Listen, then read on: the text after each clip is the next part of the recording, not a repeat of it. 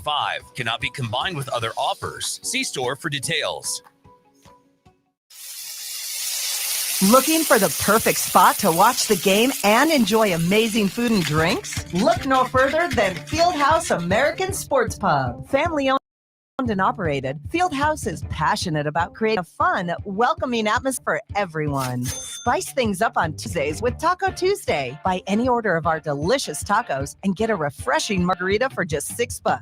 On Wednesday, Fieldhouse features incredible drink specials. Enjoy $5 well drinks and ice cold pints all day long. Fieldhouse was voted the #1 sports bar in Sacramento. Tons of TVs, a mouthwatering menu, and daily specials. It's the perfect sports bar to catch all the action. Visit us today at 1833 Fulton Avenue. Fieldhouse American Sports Pub, where the food is fantastic, the drinks are flowing, and the good times never stop. Fieldhouse, bring it to the house.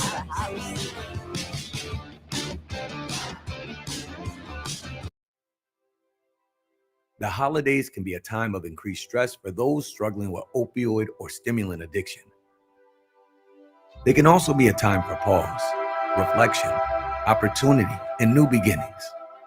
This holiday season, choose treatment and recovery. Embrace the company of family and friends and create special moments. Find a proven opioid or stimulant addiction treatment provider near you at choosechangeca.org. For nearly all of us, our home is our biggest investment. And just as important as what it looks like on the outside is what is happening on the inside. How long has it been since you had your home's electrical integrity checked? Whether your home is 10 or more years old or even a newer build, the safe rule of thumb is to get the electrical inspected at least every 5 years. At Gabrud's, electrical work is all we do. We're the area's recognized experts. Panel replacements, whole house fans, generators, solar, and more. But home inspections are what we do most often. Whether you have a difficult electrical situation or it's just time to ensure your home and family are safe, call locally owned Gabrud's for our thorough 12-point expert inspection. Gabrud's, serving our Northern California neighbors for more than 30 years. Gabrud's, G-U-B-R-U-D-S. Call the good dudes at Gabrud's, G-U-B-R-U-D-S, Gabrud's.com. Grant's back. Join the conversation every weekday afternoon beginning at 3 p.m. KSAC 890 AM Olivehurst, K284CM 104.7 FM Sacramento. Good afternoon, ladies and gentlemen.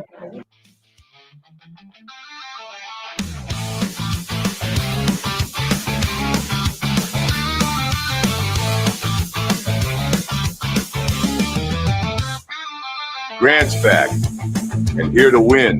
It's the Grant Napear Show on Fox Sports Radio Sacramento.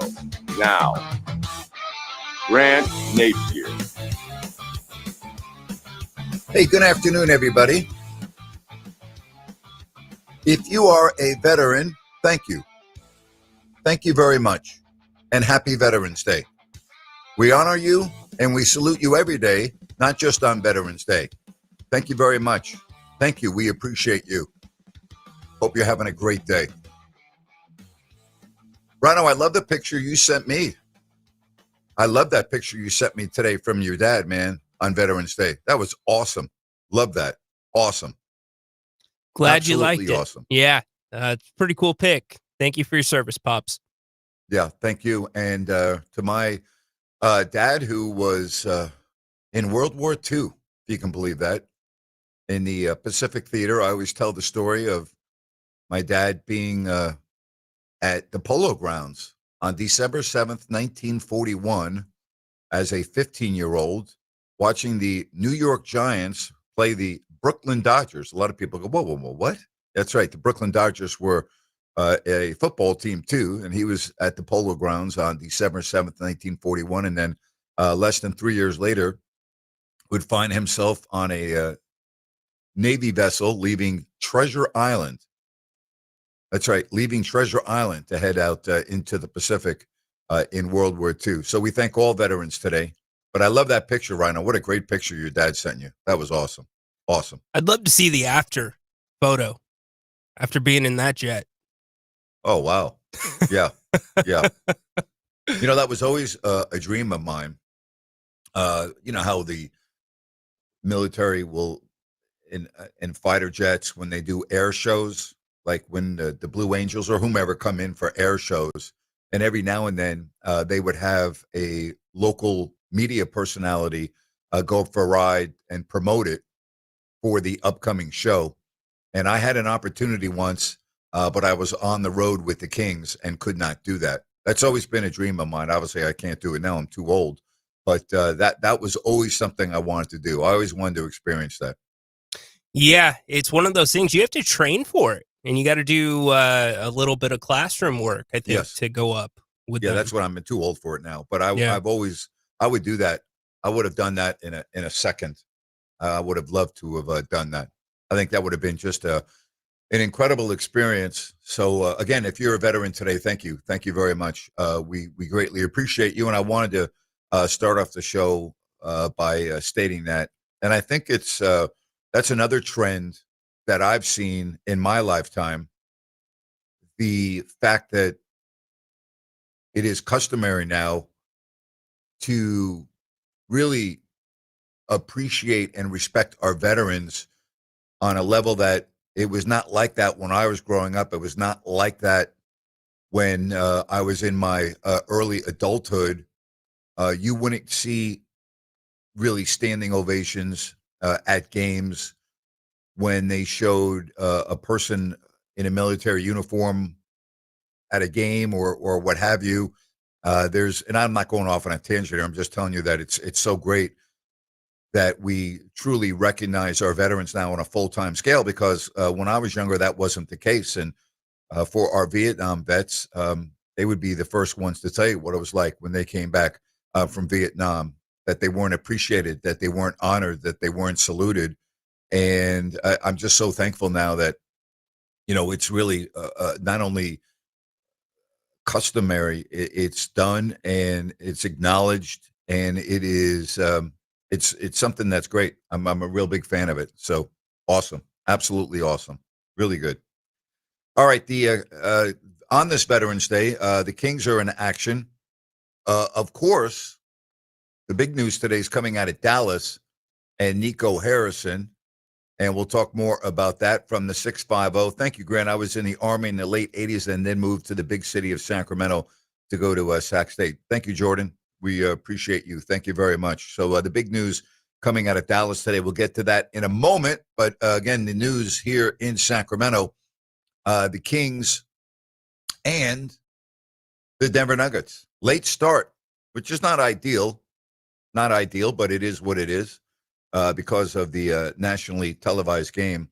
But the Kings are taking on a really good team. We know that. The Denver Nuggets, they're for real. They're 7-2.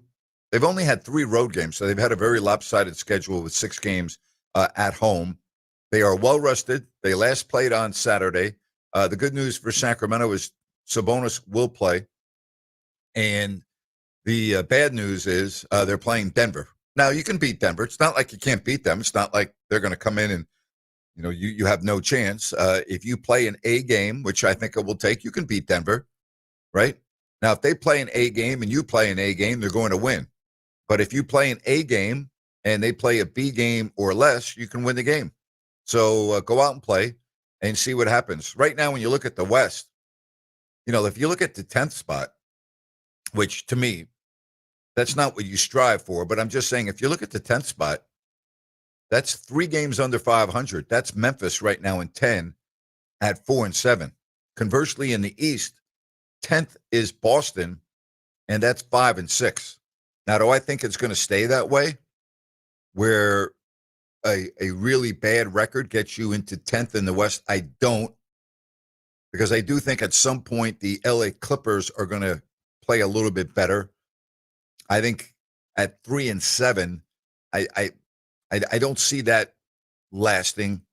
I could see them playing significantly better. I think Dallas will get significantly better.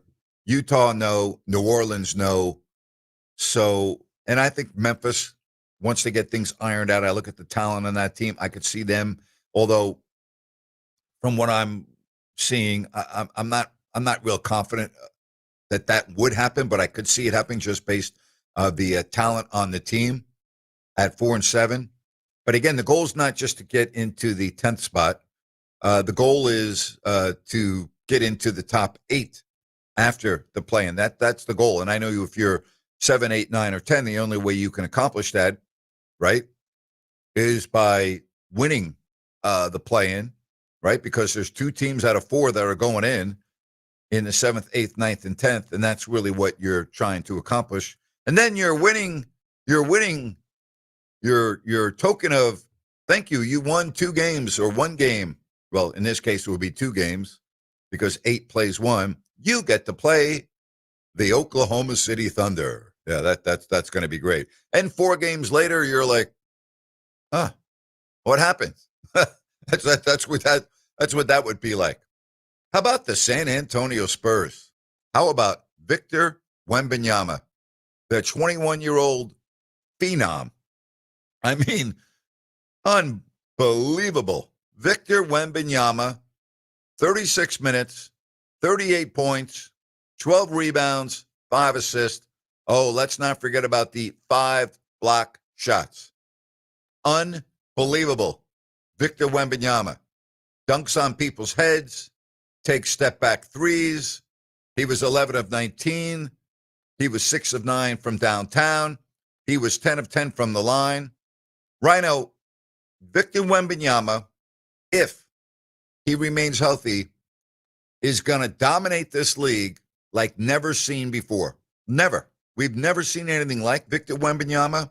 And Rhino, I'm just telling you, if he stays healthy, he will dominate the NBA. He's already starting to dominate the NBA at age 21. His game last night in Chicago was a masterpiece. A masterpiece. He made Vooch look like a middle schooler. That's right. He made him look like a schoolboy. Yeah, that's how he towered over him. And Grant, there's 2 ways to guard Wemby. Wemby's either going to be out of it and he's going to take himself out, or 2, you've got to double him on the catch. That's what teams are trying to do. It's worked a little bit, but Grant, he's, and I mean this in all due respect, a freak. He is a freak, and he's a freak that's not. Here's the other deal, Ron. He's not even close to being in his prime. Like he's not even. No, we can't even talk about that because the prime is so far away. That's what's mind blowing, and he's starting to get more and more specialized with his training. But Grant, the guard skills at 7'5", what they say, the ball the way he does. Did you see him with the 2 dribbles? Yes, between the legs, and then yes, yeah. Come on. Come on is right.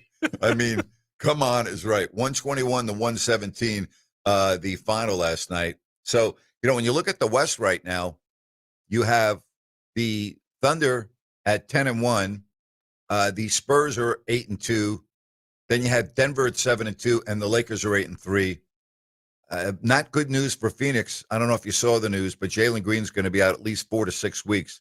So I don't know if that's a case of a guy coming back too soon, or he's got a real issue with his hamstring, and now they're going to really have to be careful because Phoenix is off to a good start at 6-5. Rhino, I don't know how much you've watched Phoenix play, but I've watched them play 3 times now in a complete game, including opening night. They're what I want Sacramento to be, and I'm talking about the way they play. Like they look like they want to be on the floor. Yeah, they look like a team. And again, I'm not anointing them like, a playoff team. I'm just saying, like, they play with spirit. They play together. They play with passion.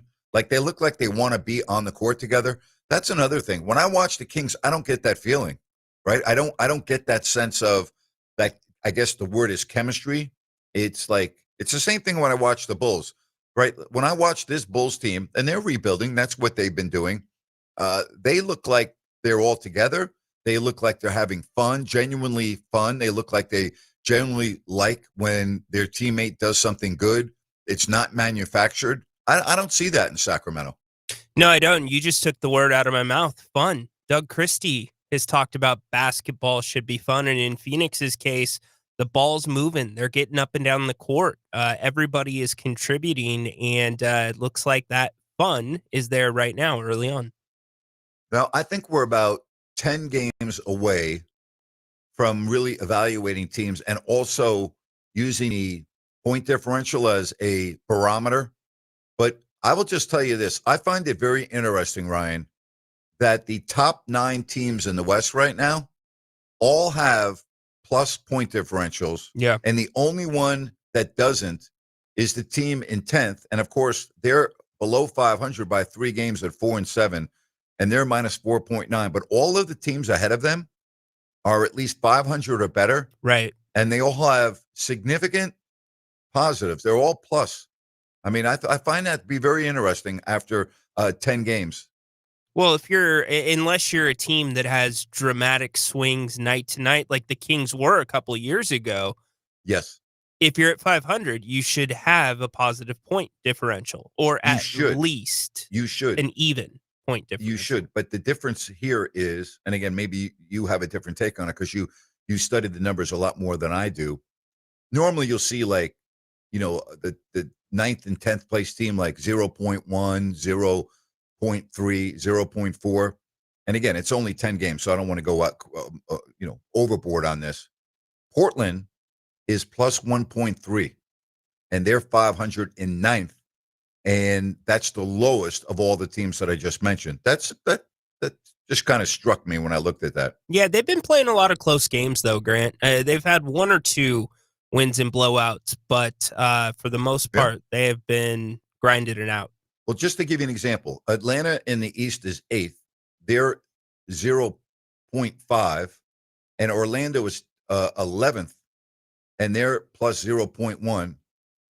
So in the West, to have it at already 1.3, I just found that to be a little interesting. Through the first, I think, what I consider the first turn of the season, now that 10 games are in the books. So we're around the first stretch. We're through the first 200 meters. No, not 200. 100 meters. I don't know how long's the race. Oh, thank you. You picked me up there. 80 games, say a mile? Or no? Well, yeah, then you're right. If you're doing a mile, if the race is a 1 mile race, you've only run a 10th of a mile, right? Or Yeah. you've run a little more than a 10th, but It would be the 800 meters then. Yeah.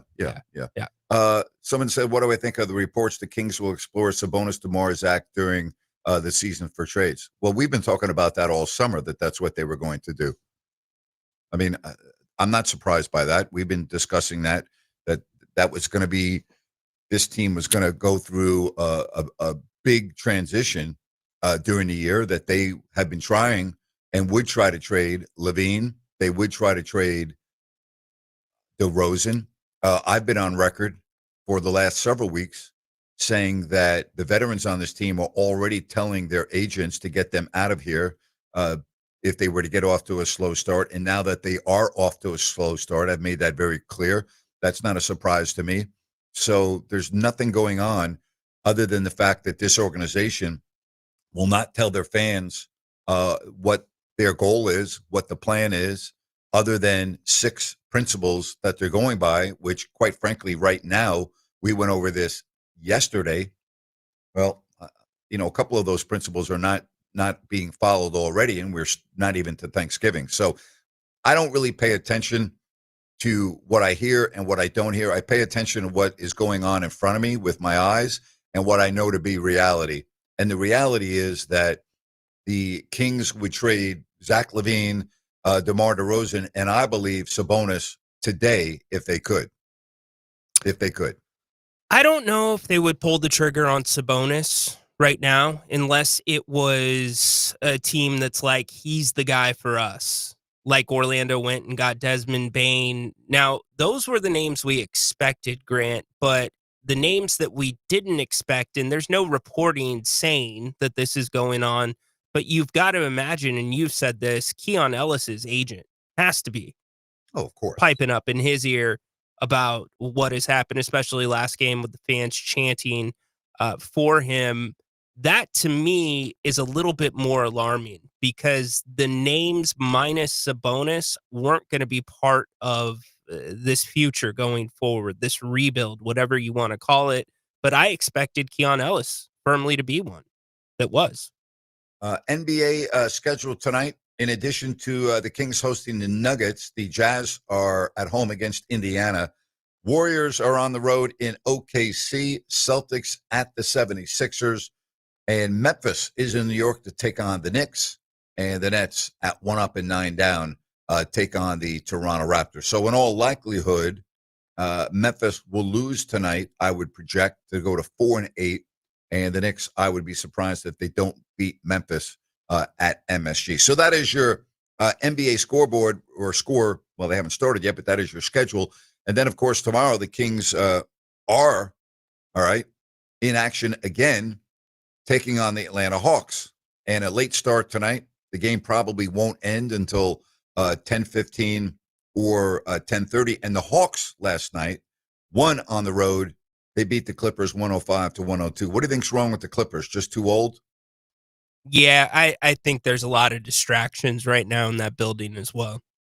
Because of the investigation? Yeah, you got the Ballmer and Kawhi investigation. Tyronn Lue's name has now come up in some reporting about being in the poker games with Chauncey Billups. So I just think there's a lot going. And really, the Clippers, when they get it going, it's typically the second half of the season. Or at least it has been the last couple of years. Yep, good point. Atlanta, by the way, with that win, they are 6-5. They won 2 in a row, and they are very good on the road here in the early going. They're 4-2 on the road, the Atlanta Hawks, and that's who Sacramento will be playing tomorrow. So, this is not going to be an easy 24 hours, Rhino. Starting tonight with one of the best teams in the NBA. Grant, they're playing really confident. I watched them play last night. They're shooting the ball really well. The ball is moving with Trae Young out. You've got Bogey coming back to Sacktown for the matchup. So something to look for.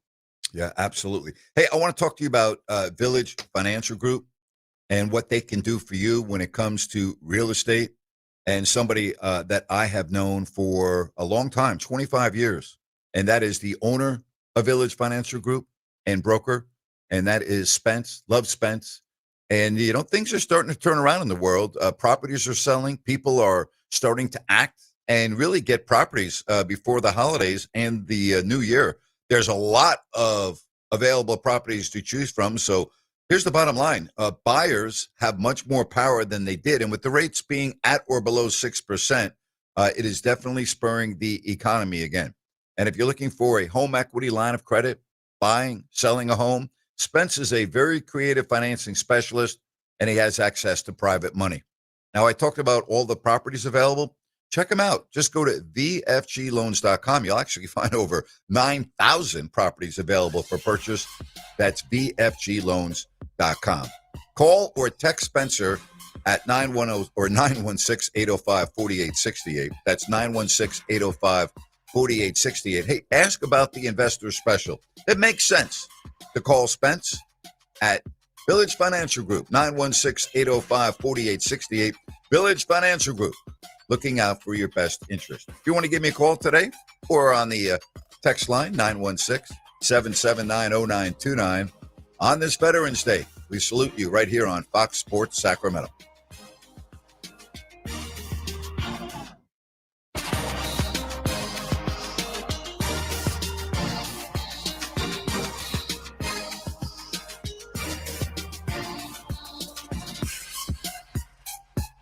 For nearly all of us, our home is our biggest investment. And just as important as what it looks like on the outside is what is happening on the inside. How long has it been since you had your home's electrical integrity checked? Whether your home is 10 or more years old or even a newer build, the safe rule of thumb is to get the electrical inspected at least every 5 years. At Gabrud's, electrical work is all we do. We're the area's recognized experts. Panel replacements, whole house fans, generators, solar, and more. But home inspections are what we do most often. Whether you have a difficult electrical situation or it's just time to ensure your home and family are safe, call locally owned Gabrud's for our thorough 12-point expert inspection. Gabrud's, serving our Northern California neighbors for more than 30 years. Gabrud's, G-U-B-R-U-D-S.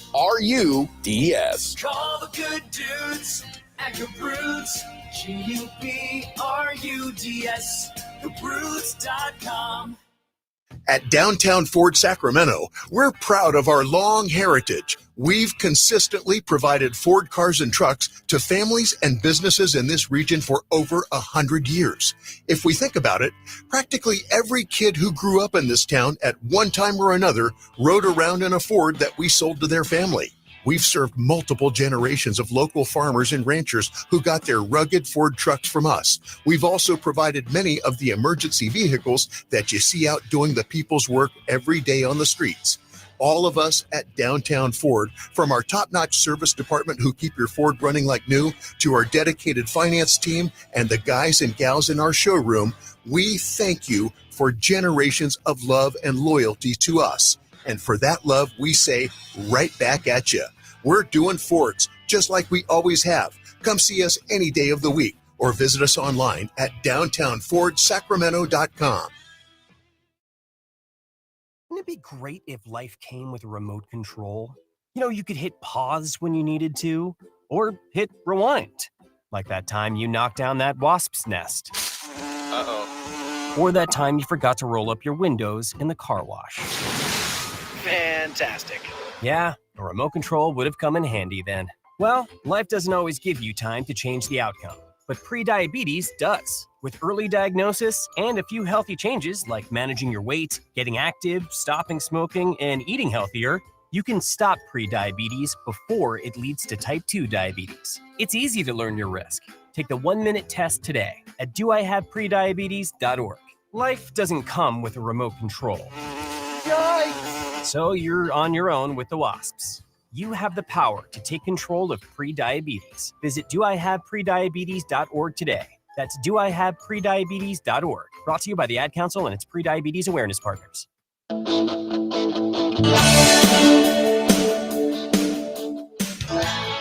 On the show today, I will have my top 5 teams in the NFL and my bottom 5 teams in the NFL. Last night, the Eagles beat the Packers 10-7. I thought it was very interesting that in the second half, when the game was scoreless or 3-0, or I can't remember, but Joe Buck made a comment to Troy Aikman during the telecast, and I'm paraphrasing, but he said, I don't normally say this, and he was talking about, but this has been, for a game that's scoreless or 3-0, a very entertaining game. And I would agree. I like games like last night. I love defensive battles where there's a premium on making first downs. I don't call it necessarily bad offense. I thought it was great defense by the Eagles and the Packers. And yes, I thought both teams left some opportunities on the field, but that happens in every game. Back in the late 80s, I was standing on the New York Giants sideline at Candlestick Park for the Giants and the 49ers game, Monday Night Football. Big game. The top 2 teams in the NFC, Bill Walsh, Bill Parcells, Montana, that prolific offense, Ronnie Lott, Phil Simms, Mark Bavaro, Giants, really good offensive line, Lawrence Taylor, Carl Banks, Harry Carson. I mean, I'm just trying to set the tone for you. And the 49ers won that game 7-3. And to this day, it's one of the best NFL games that I have ever seen. And of course, the perspective of being on the sideline was something I will never forget. So years ago, I had Ronnie Lott on my radio show in Sacramento. And I said to Ronnie, I go, I know you're going to think I'm crazy, Ronnie, but one of the best games that I've ever watched in my entire life, and I prefaced it by saying I've been watching NFL since the 60s, was the Monday Night Football game that you played against the Giants, where you won 7-3, and at the end of the game, you got into it with Phil Simms. And he said to me, goes, you know what? That's one of my favorite games. It's in my top 3 of the favorite games that I've ever played in. And I thought that was just like, that was a wow moment for me, because here's a guy that's won multiple Super Bowls, has played in so many incredible games. And Ronnie told me that's one of the top 3 games that he's ever played in before. And I'll never forget it. I'll never forget it. But going back to last night's game of the score of 10-7, when you look at the standings right now in the NFC, that changes everything. Okay? It changes everything because of the tie that Green Bay has. Now they have Detroit and Chicago atop the division at 6-3. How about that? And if you look at the Lions, who I projected to go to the Super Bowl this year at the beginning of the season, they have a schedule that's very interesting coming up. All right? They're at Philadelphia this Sunday night. Then they're home against the Giants. Then they've got the Green Bay Packers at home, Dallas at home, at the Rams, Pittsburgh at home, at Minnesota. And how about this game? Raise your hand if you had the Lions at the Bears in the final week of the NFL regular season as being a real big game. It could be. It could be. And I'm going to talk to Sean Salisbury coming up at 5 o'clock today about Caleb Williams and his development. Don't forget about the end of that schedule with the Lions at the Chicago Bears. Very interesting when you look at that division right now. And I'm not ruling out Green Bay, but their play has been too inconsistent for me. It's been too inconsistent. And when I look at the growth, and again, I talk about growth, I don't think the Bears are there yet. In other words, I don't think they're ready to make that jump.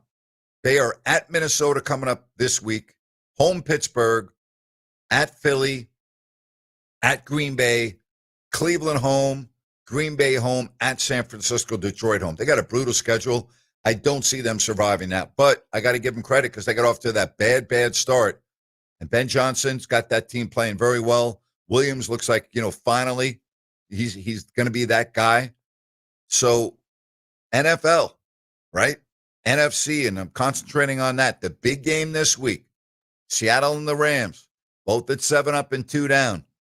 Tampa at 6-3. I don't even know what to tell you about Carolina, so I'm never going to talk about them. But, I mean, if you're looking at how things are shaping up, projecting the loser of the Seattle Rams battle for the West, and again, I'm not just completely eliminating San Francisco, but I don't think they're going to be there for the division lead. I don't think they're going to be the NFC West champs. The loser of the Rams and the Niners clearly will be a wild card. Could it be the same in the North? Could you have one or two of those teams being wild card teams? You could, because nobody in the East. I mean, it's going to be Philadelphia winning the division, and that's it. Could the Niners be that last wild card team? Yes, they could, especially when you look at how easy their schedule is. In the AFC, New England at 8-2. I don't know how you explain the Buffalo Bills this year. I really don't. They're at 6-3. Then you have Pittsburgh with Baltimore coming right up from behind and are probably going to catch Pittsburgh with 2 head-to-head meetings. Then in the AFC South, you've got the Colts firmly in control at 8-2. And in the AFC West, Denver 8-2, the Chargers 7-3, and you cannot count out the Kansas City Chiefs just yet. If the Chiefs lose this week, all right, if they lose this week and they fall to 5-5, I think you can eliminate them from divisional talk. They could make the playoffs as a wild card. But again, the big game for them this week, they are at Denver. Now, remember, they played Denver twice. They still have Denver twice, so they could still win the division. All right, and they still have the Chargers, who they lost to in week 1 for whatever reason, playing in Brazil. So there's a long way to go in that divisional race. But I will have my top 5 teams and my bottom 5 teams in the NFL. But the big game coming up this week in the NFC, or one of the big games, but I really think it is the big game, is this week, and it's the Rams and the Seahawks in the NFC West. And when you look and you take a peek at the schedule coming up, Thursday Night Football, Jets are at New England. You have Washington at Miami, Atlanta home to Carolina, Buffalo hosting Tampa, Houston at Tennessee. The Bears are at the Vikings, Giants home to Green Bay, Pittsburgh hosts Cincy. The Chargers travel to Jacksonville. The Niners are in Arizona. Baltimore is at Cleveland. Kansas City at Denver. And Detroit at Philadelphia Sunday night. Monday night, Dallas at the Raiders. Rhino? I got to give the Bears credit. They've won 6 of 7, but it was against Dallas, Vegas, the Commanders, New Orleans, and Baltimore, and Cincinnati, and New York. Not very good teams. Correct. But they would have lost last year at least 3 or 4 of those games. So is Minnesota the litmus test to you? No. When the Bears go on the road and win a divisional game against Detroit, against Green Bay, like when they go on the road, yeah, then they've grown up. Yeah, it's brutal. At Philadelphia, at Green Bay, back to back. You know, my son was at the game on Sunday, and it was snowing.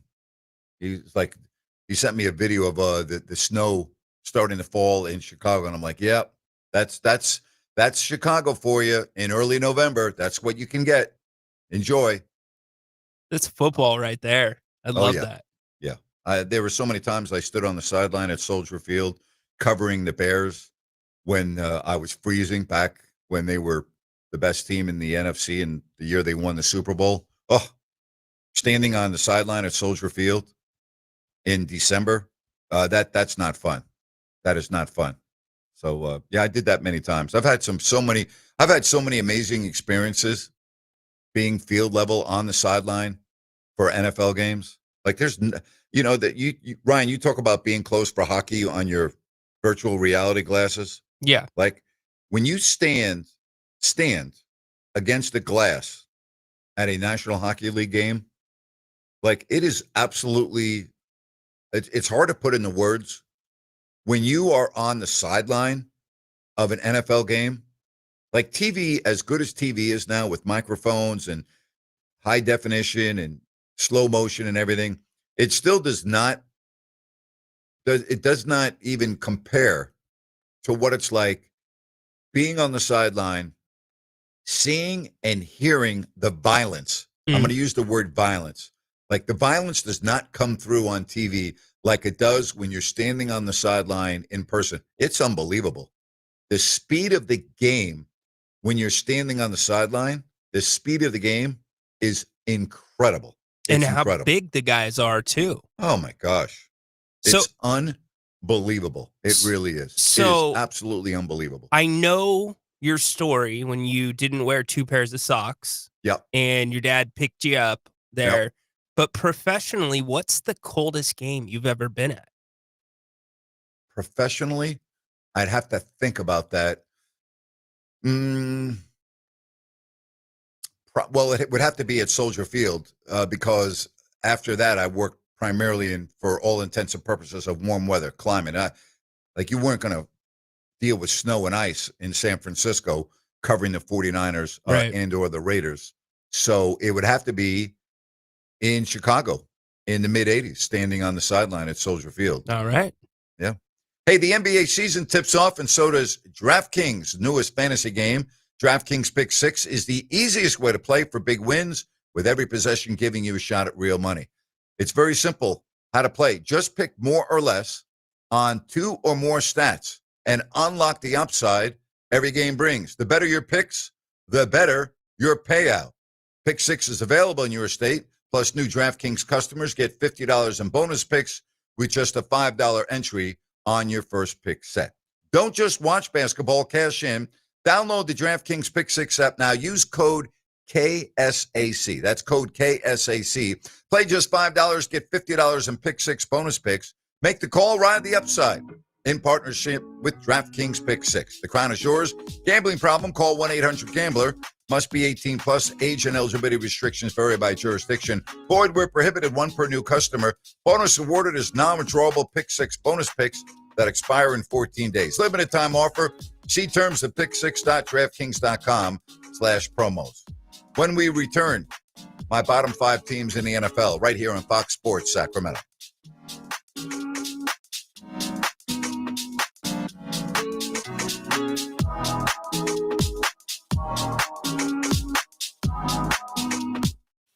Sports traffic. Taking our first look at the roadways for this Tuesday afternoon. Getting a little bit busier, especially on 65 southbound, anywhere from Blue Oaks Boulevard down to the I-80 interchange in Roseville. So give yourself a couple of extra minutes. Cap City Freeway is also starting to get a little bit busier between Arden Way and Exposition Boulevard. So watch out for those rush hour delays starting to form. With twice an hour traffic, I'm Andy Bass for Fox Sports Sacramento. Tired of the same old routine? Need a place where the beer flows and the good times roll? Then head to Fieldhouse American Sports Pub, 1833 Fulton Avenue. Family owned and operated, so you know you'll feel right at home. Catch all your favorite games on 18 big screens while enjoying amazing food. And with 28 beers on tap, you're sure to find something you love. And don't miss everyday happy hour from 3 to 7 and again from 10 till close. Looking for more than just the game? Trivia Tuesday starts at 7 p.m. And there's Mario Kart and bingo nights for even more fun, too. There's always a blast happening at Fieldhouse. Whether you're looking for a place to watch the game, grab a bite with the family, or just unwind with friends, Fieldhouse is the place to be. Fieldhouse American Sports Pub, 1833 Fulton Avenue. Bring it to the house.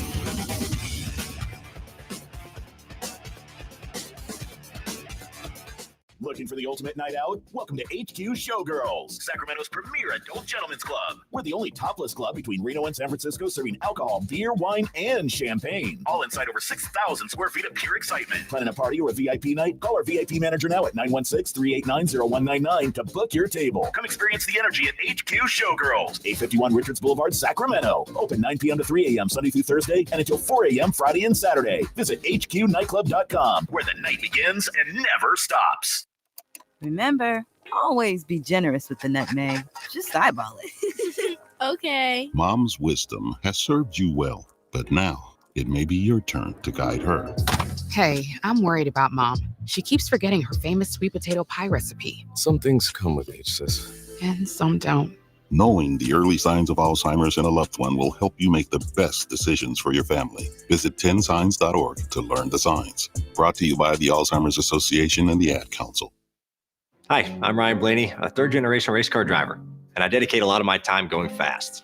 But when my grandpa was diagnosed with Alzheimer's, it was a very unexpected bump in the road for us. It's important to notice if older family members are acting differently or having trouble with routine tasks. Early detection of Alzheimer's can give your family time to explore support services and access available treatments. If you or your family are noticing changes, it could be Alzheimer's. Talk about seeing a doctor together. Visit alz.org/time to talk. A message from the Alzheimer's Association and the Ad Council.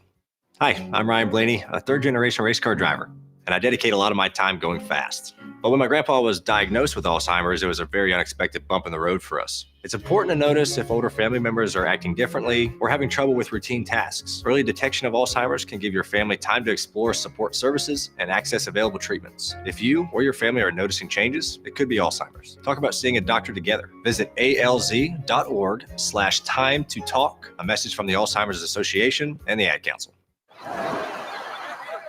Hear that? That's the sound of your life. Perfectly imperfect.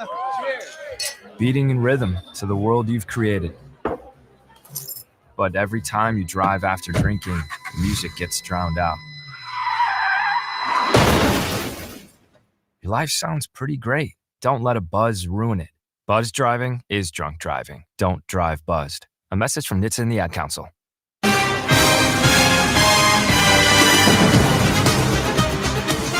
The worst 5 teams in the National Football League. Hopefully we have a trophy for the Tennessee Titans. Actually, it will be in the form of another first-round draft pick. They are 1-8. That's right, the Tennessee Titans. They are the worst team in the National Football League, coming in at number 32. At number 31, would you please welcome from the city of Las Vegas, the Las Vegas Raiders. Yes, they are horrible. They are my 31st team, second worst in the NFL. Right next to them, yes, the Cleveland Browns and the mistake on the lake at the dog pound, 2 up and 7 down.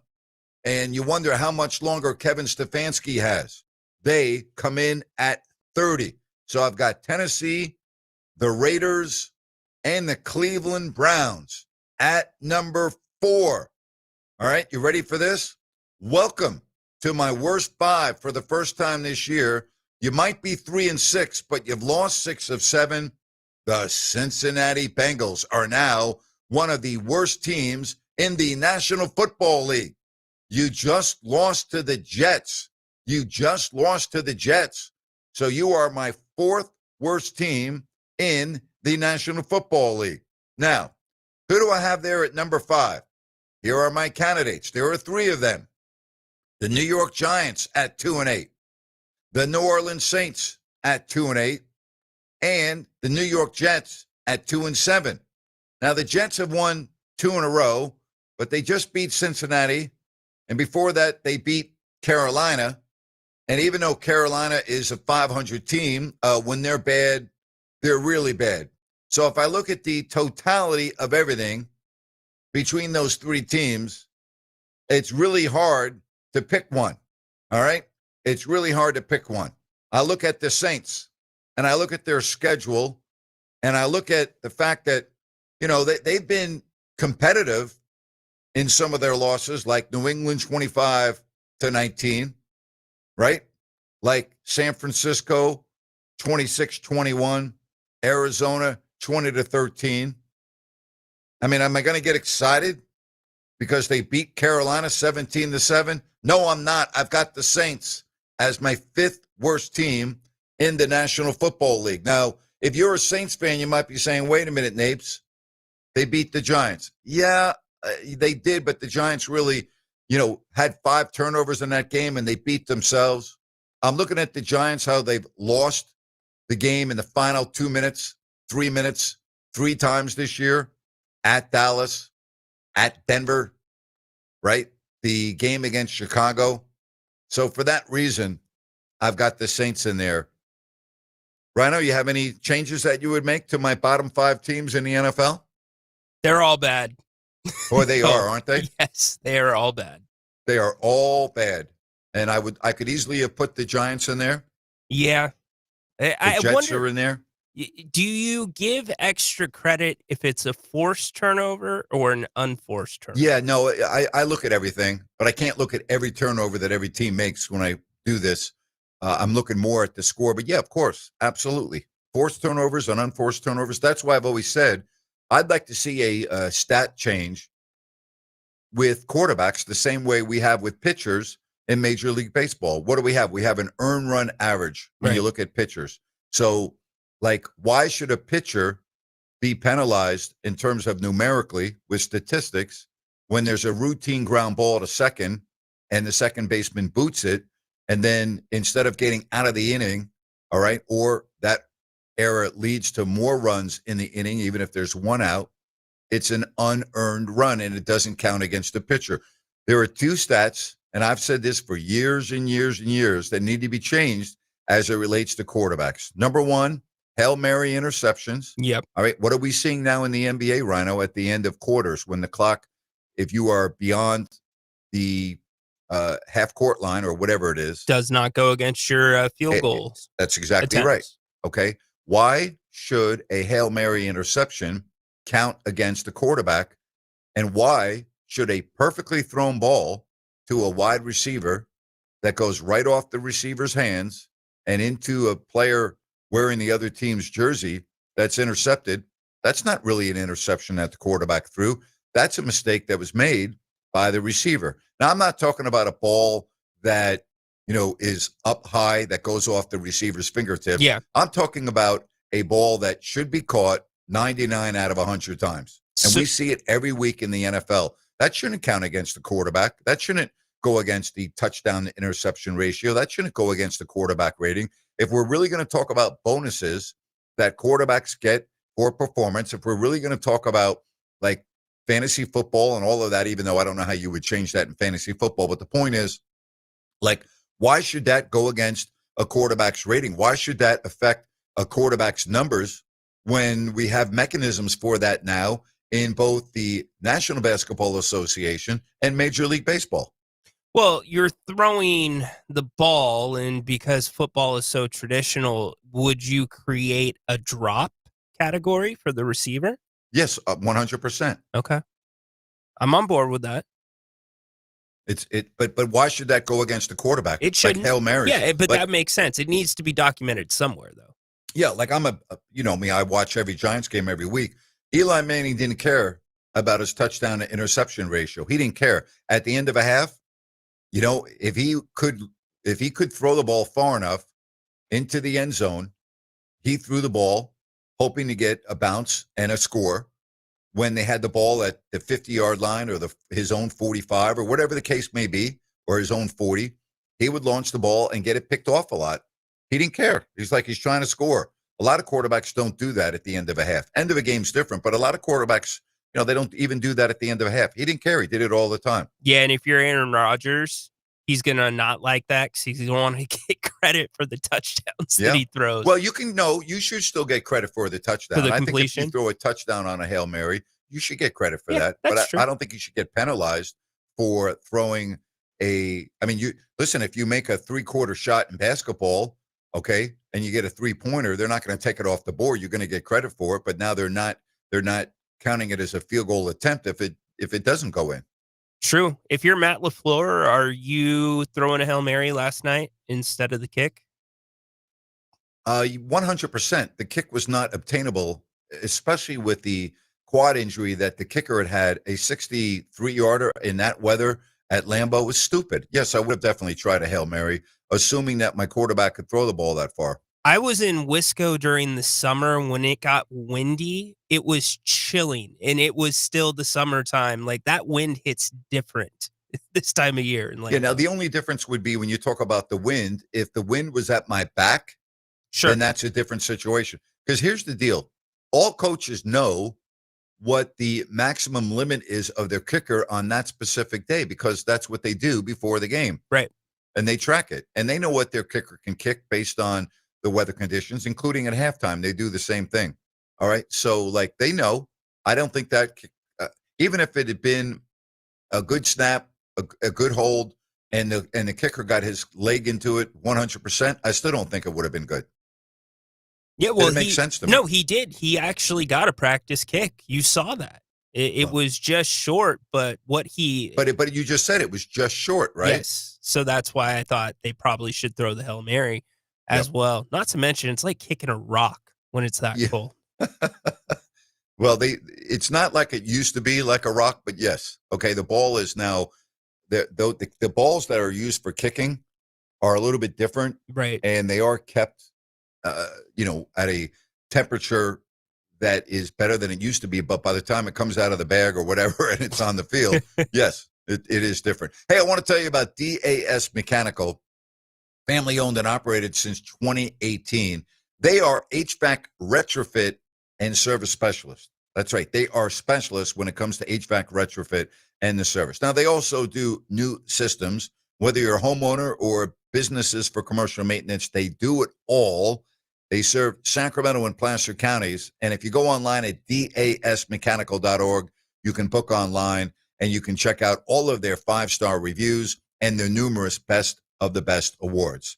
And I hope you don't need a new HVAC system because they can be expensive. But with DAS Mechanical, when they do a checkup on your HVAC unit, you are going to know everything that is going on, and they are going to keep you informed every single step of the way. And if you should need a new system, there are rebates up to $6,000, including a federal tax credit of up to $2,000. But you got to hurry because that is due to go away at the end of the year. And if you want financing, they have many options, including 0% interest for 18 months. And right now, through the end of November, a $69 winter maintenance check. That's right, only $69. Go to dasmechanical.org, D as in dog, A-S as in Sam, mechanical.org. Book online, and again, check out all of their 5-star reviews and their numerous Best of the Best awards. Kings Nuggets tonight. I don't think Jerry Reynolds will be joining us, will he? Is Jerry napping this afternoon? Have you been in touch with Jerry this afternoon? I can't imagine Jerry being with us at about 10:30 tonight. I have not been in touch with him, but I put a feeler out. So I put a little caption. If I'm going to say no. I'm going to say he will not be joining us tonight, and I'm okay with that. So If it's a good game and the Kings are in it until the final possession, I would not be surprised. Okay. If All Mr. right. Reynolds makes an appearance. All right. Again, that's if they're in it. I think they'll play competitively tonight, and if not, I would be super concerned based on what happened in the last two games, and particularly the game on Sunday, because they got embarrassed on Sunday. They didn't just lose; they got embarrassed. This isn't exactly a fan base, especially coming off of last game, that I think is going to be over the top excited to be on national TV. No, they won't. And it's your first time on NBC. I hope it doesn't turn that way. So fans, if you're going to be there, bring it. But also, if they're not doing their job, you're entitled to react however you want, as long as it's appropriate. I don't think it's a big deal that it's on NBC because it's a weeknight game. And the fact is that most of the country is not going to be watching this game. No one in the East Coast is watching this game tonight. It starts at 11 o'clock. It's funny what they do. So if you're on the West Coast, you don't get the early game on NBC. You have to go to Peacock for it, and vice versa. If you're on the East Coast, you have to go to Peacock to get the late game. And nobody is watching this game tonight on the East Coast or in the Central Time Zone for the most part. So, I mean, your audience is, Denver, right? That area, and some people on the West Coast. This is not, when you think of national games, this doesn't have the buzz to me of a national TNT game or a national ESPN game. That's just me. It's just that's my opinion. It just doesn't. No, it looked good on paper coming into the season. But, I guess. Well, you also hear, I think the Thunder and the Warriors are going to be a game that a lot of people are going to try to get to. Oh, yeah, for sure. Yeah. And what time does that game start? I believe it's at a normal central time. It's central time, or it's actually normal time. I got to go look. But yeah, normal time. No, well, that's my point. I mean, it's a time where basketball fans, and again, I'm generalizing here because we all have different work schedules, but people can watch the game if they want to watch. You think people are staying up to 1:30 in the morning to watch the end of the Sacramento-Denver game? I mean, come on. Of course, because they want to see our post-game show. You kidding me? Yeah.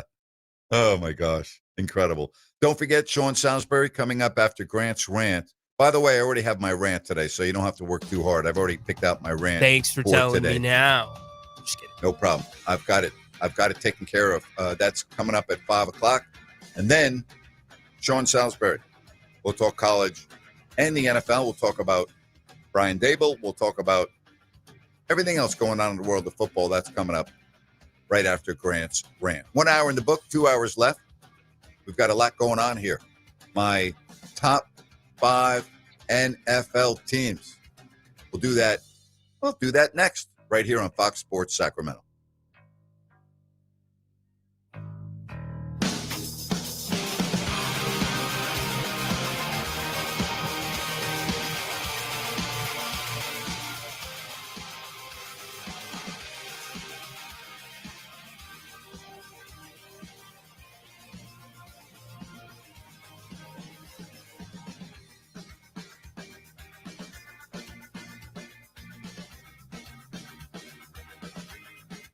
Sports traffic as we take another look at the roadways. It's getting a little bit busier throughout the Sacramento area, especially on the Cap City Freeway in between Arden Road and US 50. Add about additional 15 minutes of drive time through there. Same thing with the northbound side of the Cap City Freeway, so watch out for that. Also still seeing some heavy delays on 65 southbound as you approach the I-80 interchange. Give yourself about 20 extra minutes. I'm Andy Bass for Fox Sports Sacramento. Okay, we are running a car drive right now to help veterans all across America. So if you have an old car, truck, or van, even a motorcycle or an RV sitting around, you can right now give it away and help the vets. They really need your help. And your car will help support the vets and their families. And guess what? You even get a tax donation. Plus, we'll even come and pick up your car for free. And all you've got to do is pick up your phone right now and make a free call. Now is the perfect time time to do something good for the vets. Give back to the vets right now for all they've done for this country. And your old car can really help them. So call the Veterans Car Donation Program right now for free pickup of your vehicle. Help the vets and help your taxes at the same time. Call right now. 800-598-0539. 800-598-0539. 800-598-0539. That's 800-598-0539. Cameron, I just think we need to, see other people. Are you trading me in? No, a trade-in is what I'm getting from Kitchen Mart. A trade-in. Right now, Kitchen Mart's offering a $750 credit when you trade in your old kitchen countertops for something worth showing off, like granite, marble, or solid surface. I'm not worth showing off? Not like the stunning new quartz countertops Kitchen Mart just installed for Karen and Tom. Durable, easy cleanup, made their kitchen look brand new. And Kitchen Mart gave them a $750 trade-in credit to haul off their ugly old tile and grout countertop. You're dumping me. That's harsh. You want me to wait till I get the new countertops from Kitchen Mart? At least hold off till Wednesday. I'm seeing Susan. Susan! Now's the perfect time to trade up to beautiful new quartz, granite, marble, or solid surface countertops. Because for a limited time, Kitchen Mart's offering a $750 trade-in credit for your old countertops. Go to kitchenmart.com today and schedule a free in-home consultation and save $750 off new countertops. No one does it better than KitchenMart.com. Decisions determine results. So which path do I want to take? Help people in need or stand on the sidelines watching? Worry about how to pay for school or have my education paid for? Push myself and learn new skills or stay the same? My decision is to serve part-time with the Army National Guard, and my results will be life-changing. What will you decide? Go to NationalGuard.com to learn more about part-time service. Sponsored by the California Army National Guard. Aired by the California Broadcasters. The voice of Sacramento sports is back. Hear Grant Napear every weekday beginning at 3 right here. KSAC 890 AM Olivehurst, K284CM 104.7 FM Sacramento.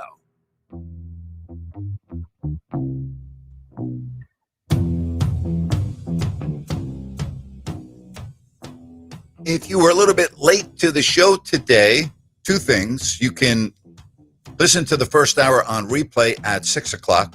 You can also listen to the show on your favorite podcast platform. Also, if you are a veteran, happy Veterans Day. We thank you. We thank you very much. And we appreciate you, and we salute you. And I spoke about this at the beginning of the show for a couple of moments, but I know that we have people that may have just joined us. And again, if you're a veteran, enjoy the day. Again, we salute you and we honor you, not only today, but every day. So happy Veterans Day. Thank you. From the 209, hey, Grant, my dad, Junior, who is a Navy veteran, is listening from the Philippines and loves your show. He says hi, and he's glad you're back in Sacramento. I love that. Thank you very much. Thank you, Junior. Appreciate that. And thank you so much for your service. We appreciate you. Life in the Philippines. Rhino, you ever been to the Philippines? I have not.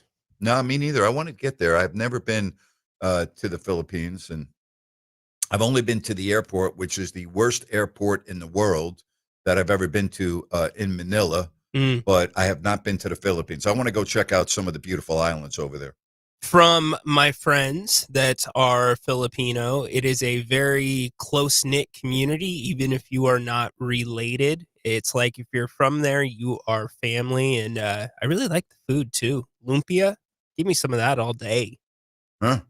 Well, so I'll check it out. I will make it over to the Philippines.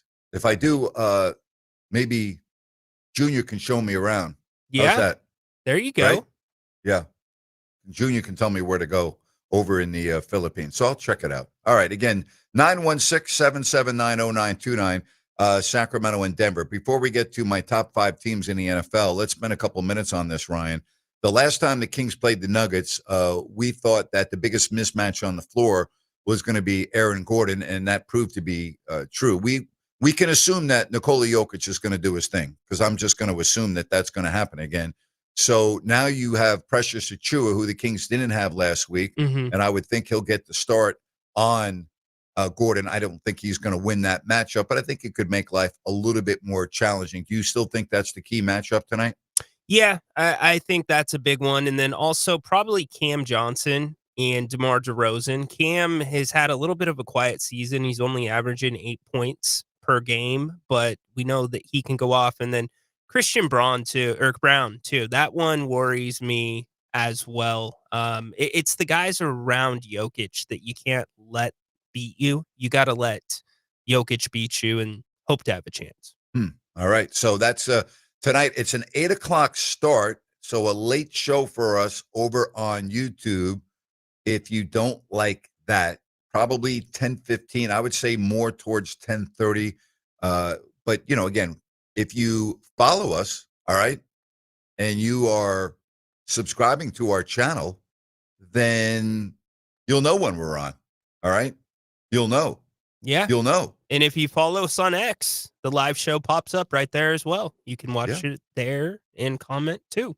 Love it. All right, you ready for my top 5 teams in the NFL? Let's do it. All right.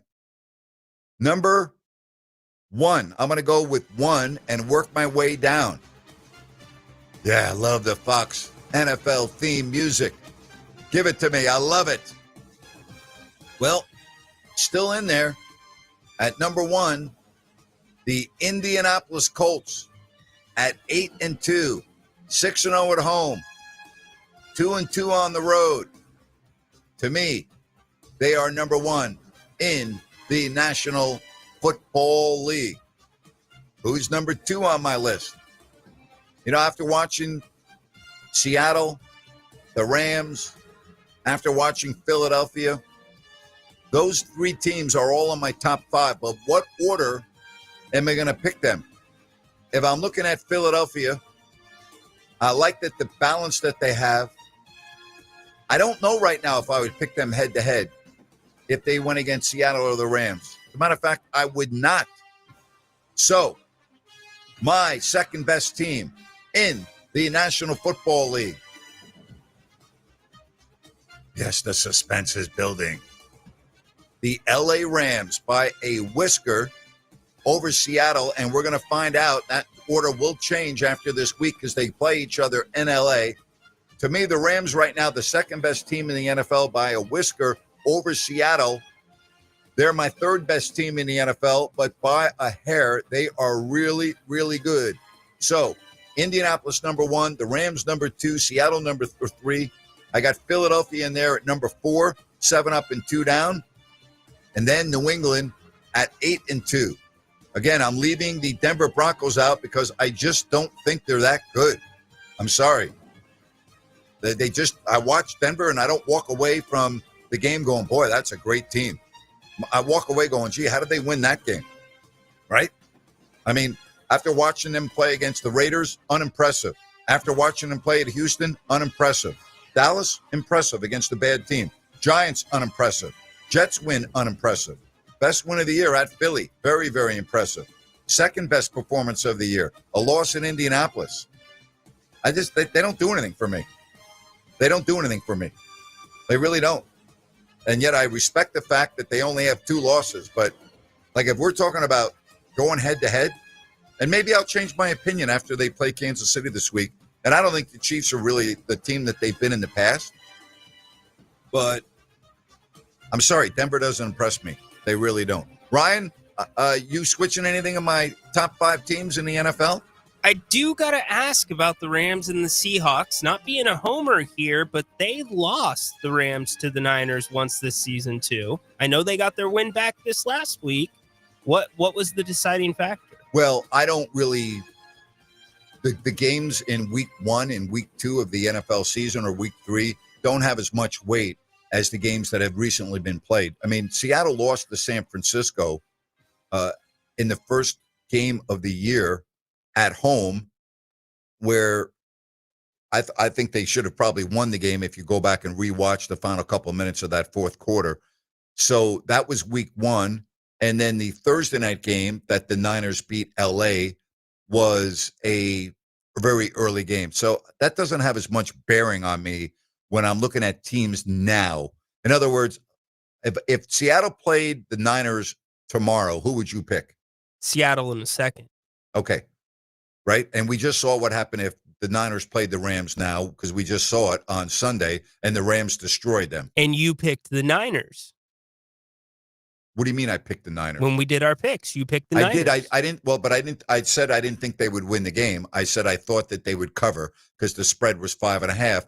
Based on the history of this series, I thought that the Niners would stay within 5.5. I didn't think they were going to win the game. Okay. There's a difference. I didn't pick them to win the game. I picked the Rams to win the game, but I thought the Niners would cover. All right. Fair explanation. Yep. So listen, if Seattle goes into LA and wins the game, and you talked about this yesterday, they're going to have a ton of fans there.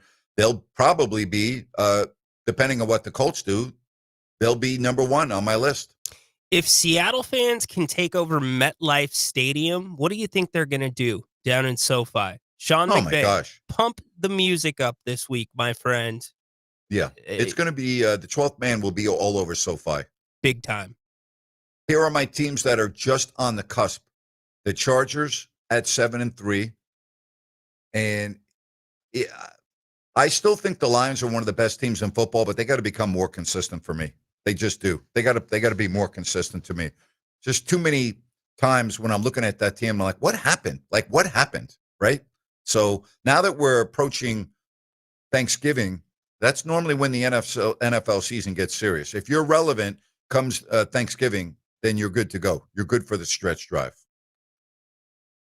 So that's how I look in the National Football League. And some really big games coming up this week. And the biggest game has the Seahawks, as we just said, against the Rams. And I think the Denver-Kansas City game is going to be a heck of a game. Maybe I'll start giving the Denver Broncos more respect than I have been giving them. But I think offensively, they are very, very limited. Very limited. Defensively, they're good. I get that. But they're to me, they're just too limited offensively when I compare them to the other teams that I have ranked above them. And I understand that defense is important, but the balance is not there. All the other teams that I just mentioned, they have balance. The Broncos don't have any balance. Their defense, and their offense, don't turn the ball over. Just, don't make mistakes, and we'll be there at the end. And that's their formula for winning, with the exception of the Dallas game. They don't impress me. Have you watched Denver play much this year? Not a ton, but when I have, it's exactly what you said. It's not been impressive. When you asked me last Thursday night, I said I want to see them come out and hammer the Raiders, and instead it was the complete opposite. In fact, I said I thought it'd be a close game based off of what I had seen from Denver. If we talk about point differentials, the Colts are plus 115, Seattle's plus 103, the Rams are plus 98, okay? And then Denver's plus 62. Now, you can counter that and go, yeah, well, Napes, Philadelphia is just plus 26. And I would say, yep, that's a very good point. And you could say, well, wait a minute, Denver won at Philadelphia. And I would say, yes, they did. And I think that was their best game of the year. All right. I thought it was an outstanding game. It was it was early October. I can't remember the date. I think it was the first Sunday in October. So I don't just forget that. But, if I'm looking at the totality of the Denver Broncos and every game they played, I mean, yeah, I give them credit. They're finding ways to win, and that's what you have to do. Win, win, win, and they're doing that. But right now, I'll tell you right now, if they played Seattle, I wouldn't pick them. If they played the Rams, I wouldn't pick them. If they played the teams that I have ahead of them, right now, I got to tell you, would I pick them to beat New England? No, I would not. I think it would be a close game. That's what you have the playoffs for, Rhino. It's going to be fun when we get to January. That's why you have 60-minute elimination games, right? Yeah. You have a chance to shut everybody up and prove everybody wrong, like myself. See, with Buffalo, that's why I'm kind of okay with where they're at right now, because usually in the past couple of years, they've been atop that division by a mile. And maybe they hit their stride a little bit later. Maybe, some guys grow into their positions and start playing better defensively. But at least it's different from being atop and then blowing it early in the playoffs. Yeah, I think there's too many holes on this team right now. And some of their games have been too alarming for me. And they've got Tampa coming up this week. They are at Pittsburgh to, I believe, start December. They're at New England still, and they have already lost to New England. Then they have a home game against Philadelphia at the end of December. So I'm not sold on the Bills. I'm not sold. Yeah, their I'm really not. schedule was front loaded, but I don't know. I'm a big momentum guy. They might get a big boost out of closing out Highmark Stadium and moving to the new one. They're going to need something because right now they've got teams ahead of them in the AFC. So again, if you are an NFL fan, you want to give me your top 5 or your bottom 5. We can do it. 916-779-0929. That's 916-779-0929. So glad to have you with us here on the Grant Napear Show. And don't forget, we will be doing a post-game show late tonight over on YouTube. If you don't like that, show gets underway tonight, probably 10:15, 10:30. So a very late show. And then, of course, back to do it all over again tomorrow here on Fox Sports Sacramento beginning at 3 o'clock. I've already got my rant picked out for today at 5 o'clock. And then Sean Salisbury to talk both college and the NFL. And we're also getting down to the period of time where, the college football season is starting to really ramp up in terms of every single game is so critical. And you look at the rankings and you look at what's going on, it's all there in college football. Rhino, do you have a Mr. Jerry Reynolds update for us? Breaking news. I laid it out, Jared. It's late. Don't want to, the expectation is you're taking this one off. He says, I'm good. Need some Rhino and Napes action. So Jerry is staying up, which means all of you should stay up. You never know what's going to come from Jerry past his bedtime. That's dedication. That is, you know that? Right? Wow. That is dedication. Love it. Dedication. Not missing a game. He wants all 82. How about that? I've already missed a game. So Jerry's got a better record than I do. Jerry Reynolds. Nice. You got to love that. See, Jerry comes to work, right? Yes. I love that. Always prepared. That's good. Always prepared, too. He's always prepared. Very true. Very true. Speaking of college football, some really interesting games this week. You have Georgia and Texas, the Bulldogs at number 5, the Longhorns at number 11. That's one of the games on the card. You have Oklahoma at Alabama, which is going to be a very interesting game.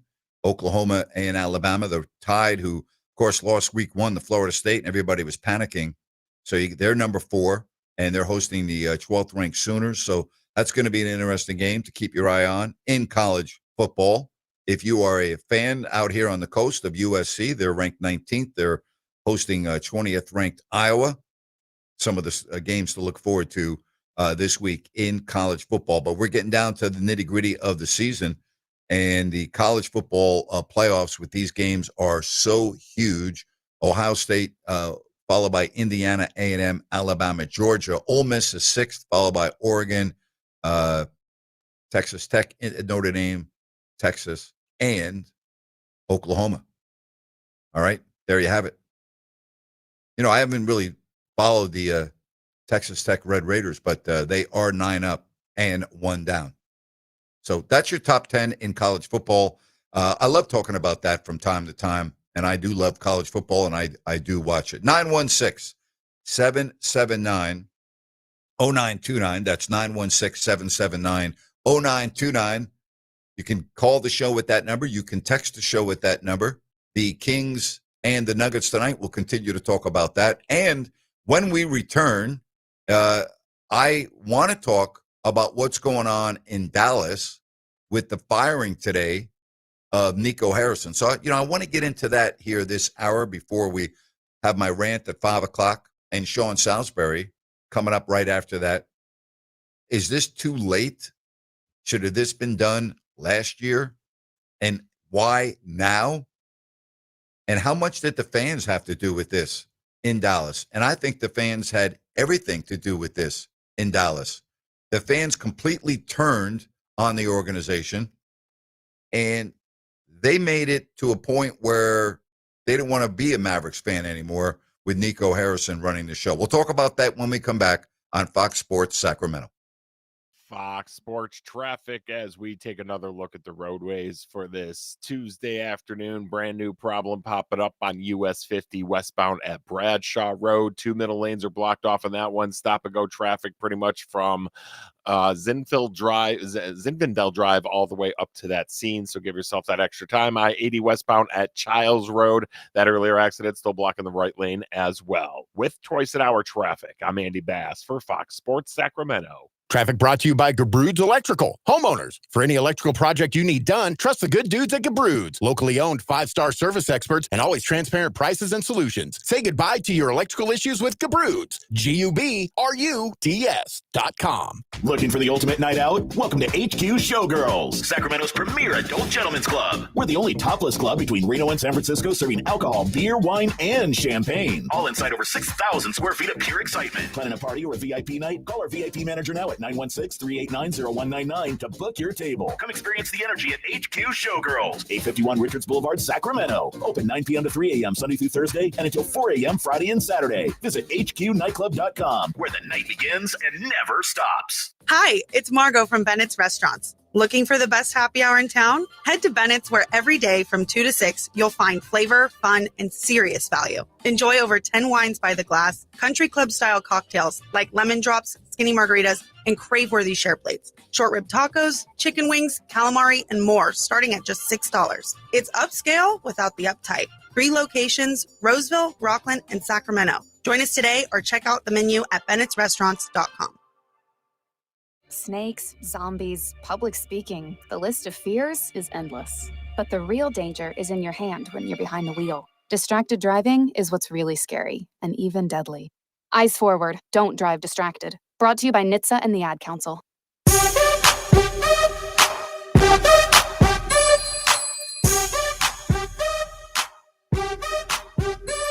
Back with you here on the Grant Napear Show.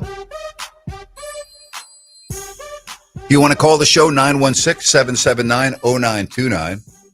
Why don't we check in with Sean in Sacramento? Hi, Sean. Yo, my uncle from another mother. Shout out Rhino behind the boards. Grant, my man, how are we living today? Sean, good to hear from you. How are you? Oh, man, blessed. Man, I love the shout out to the Philippines, too. As a fellow Filipino, you're always welcome, brother. Let me thank know, you, man. man. Got a spot out there right next to the ocean. You can see the China Sea from where we're at. So, yeah, it's always nice living out there. It's like a bigger version of Hawaii. Yes, sir. You know what?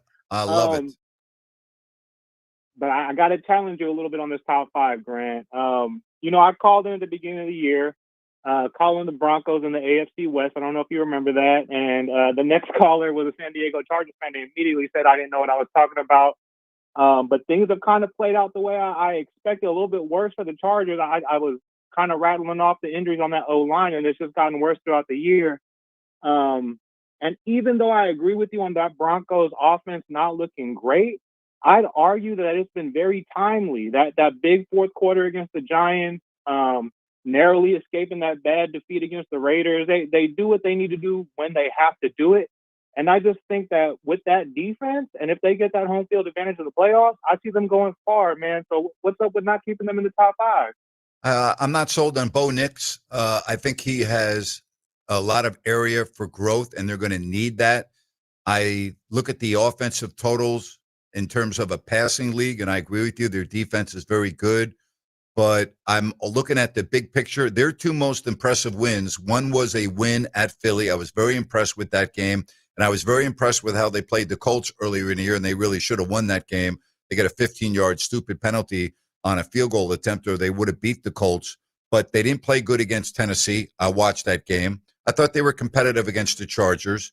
They didn't play well in London against the Jets. They had a bad game against the Giants. They played very well against Dallas. I was very unimpressed with their game against Houston. And if C.J. Stroud doesn't go out in the first quarter, they don't win that game. And they were terrible in the win against the Raiders. I'm sorry, they weren't good at all. There's just too many bad games they played this year, in my opinion. And I've watched them play every game with the exception of Cincinnati. I didn't watch the Bengals game, so I'm going to leave that off the table. I've watched every game they've played this year, and I got to tell you, I don't walk away after watching a game saying, boy, that's a really good football team. That's fair. That's fair. Do you think it's more of a product of Bo Nix, or do you think that it may be something with Sean Payton not trusting Bo Nix enough to put him into a position to make those big plays? It's a great question. I'm going to ask Sean Salisbury about that coming up at 5 o'clock because he played the position and he teaches the position, and I want to ask him about Bo Nix. From my eyes, Nix is missing a lot of reads and missing a lot of throws and when I'm watching a game. So I'm thinking it's more on Nix than more on Peyton. But also, Sean's really smart. We know that. He understands he has a really good defense, and he's probably not asking Bo Nix to do too much. So I think your question is spot on. Yeah, that's what I've noticed. It feels like a little bit of the Brock Purdy treatment early on with San Francisco, not really getting their chance to shine. But I think that's a fair assessment, Grant. I'll keep a lookout, man. Hopefully they make the top 5 by the end of the year.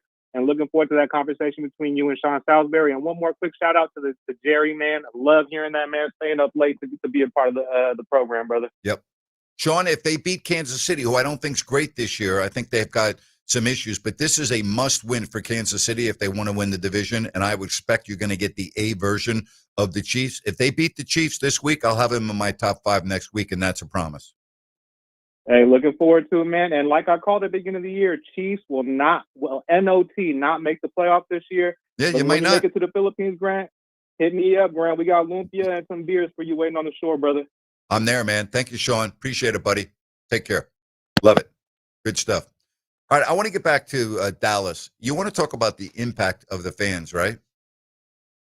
The fans are the reason why Nico Harrison is gone.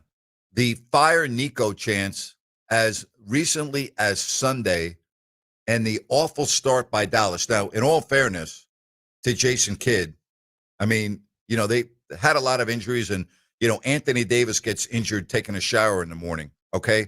That's what you're up against. You don't have Kyrie Irving. You've got a young player in Cooper Flagg who's going to have his ups and downs. You got players constantly in and out of the lineup. So they have been disappointing. But the bottom line here, okay, the fan base of the Mavericks wanted Nico Harrison fired last year after making the inexplicable trade involving Luka Doncic. All right, the fans had enough. They had enough last year. And there is no way that Nico Harrison was going to survive that. There's just no way. No way. I mean, the fans just were done. They were absolutely done. And the owner of the team, Patrick Dumont, all right, after the firing today, came out and said this decision reflects our continued commitment to building a championship caliber organization, one that delivers for our players, our partners, and most importantly, our fans. He said that no one associated with the Mavericks organization is happy with the start of what we all believe would be a promising season. You have high expectations for the Mavericks, and I share them with you. When the results don't meet expectations, it's my responsibility to act. So this was the fans more than the record of the team that prompted this move. Ryan, I'm not surprised at all. You can't have a fan base chanting fire Nico every home game with, on top of that, the losses and keep moving forward as an organization. It's not going to work. Yeah, you can't. And I was in Dallas after the season, and anywhere you went, a fire Nico chant was breaking out. You could be at a restaurant, you could be at a gathering, which we were at a WWE event. It was breaking out. So the only thing that I don't like is it's not like Nico Harrison did this in the dark behind ownership's back. He obviously chipped away, and got ownership on board with this. So in the statement where DuPont talks about transparency, I would like to see a little bit of responsibility from ownership instead of making Nico out to be the scapegoat. Yeah, good luck with that. I'm just good saying. Luck with that. I thought Rob Perez laid out your point perfectly about how the fans revolted. This was Rob Perez on Give and Go earlier this morning on NBA TV. Going through all of what's different about this Maverick season. For the first time in 24 years, the sellout streak is over. I'm sure merchandise, parking, concessions, TV ratings, all of which are taking a hit because of this one transaction, and a fan base that is telling you with their feedback and their actions that we are not willing to support the product in the same way because of a decision this one man made. And no matter what he does, he can't fix it, even winning a championship. If you want to get to these governors and ownership groups, protesting in the streets is not going to get it done. It'll make for a couple of funny viral videos on Twitter, but it is very rare that type of action goes on long enough that it results in massive change. You have to hit them where it matters most, and that's their wallets. And I think that plus Patrick Dumont sitting courtside last night, hearing the chants for himself. It wasn't the first time, to your point, Amin, but I think it finally hit him that this problem will never resolve itself no matter what the outcome is. Therefore, I'm going to rip the Band-Aid off, whether it's good timing or bad timing, and attempt to move on starting now. And here we are today. Money 100%. plus pressure plus circumstances of losing that game, where they're at in the standings. It required the perfect aligning of the stars or the perfect storm, and we finally got it. Spot on, 100%. And I'll tell you, the same thing's going to happen in Sacramento. The only difference is you can't fire the owner. But you were at the game the other night. You've been at every game. And we talked about all the empty seats, right? Yeah. And with this season spiraling close to out of control, it's not there yet. I'll tell you right now, if you lose these two games tonight and tomorrow and have a bad road trip, you're going to see a lot of empty seats. And you're going to have revenue drop for the Sacramento Kings. And again, I've never preached this. I don't believe in doing so. But if the fans then decide that they want to do more than that because they've had enough, then that will happen in Sacramento. Because the one thing about this community with these fans, they are very active. And when they want to be heard, they are heard. And all you need to do is go back more than 10 years ago when this team was on the move, and then they weren't on the move. And one of the big reasons was the fans. Okay, the fans had an impact on that significantly. And so this fan base in Sacramento is getting to a similar, I want to say a similar angst to what we just witnessed in Dallas. Doesn't it have to, it can start with the people or the fans that are not season ticket holders, and you can have the upper deck, some lower level seating that's made available at the box office empty, but doesn't the real message come from the season ticket holders? Yes, of course. The real message does come from the season ticket holders, but the message also comes from the media and how the media covers the team. And I will tell you this, and I'm not afraid to say this.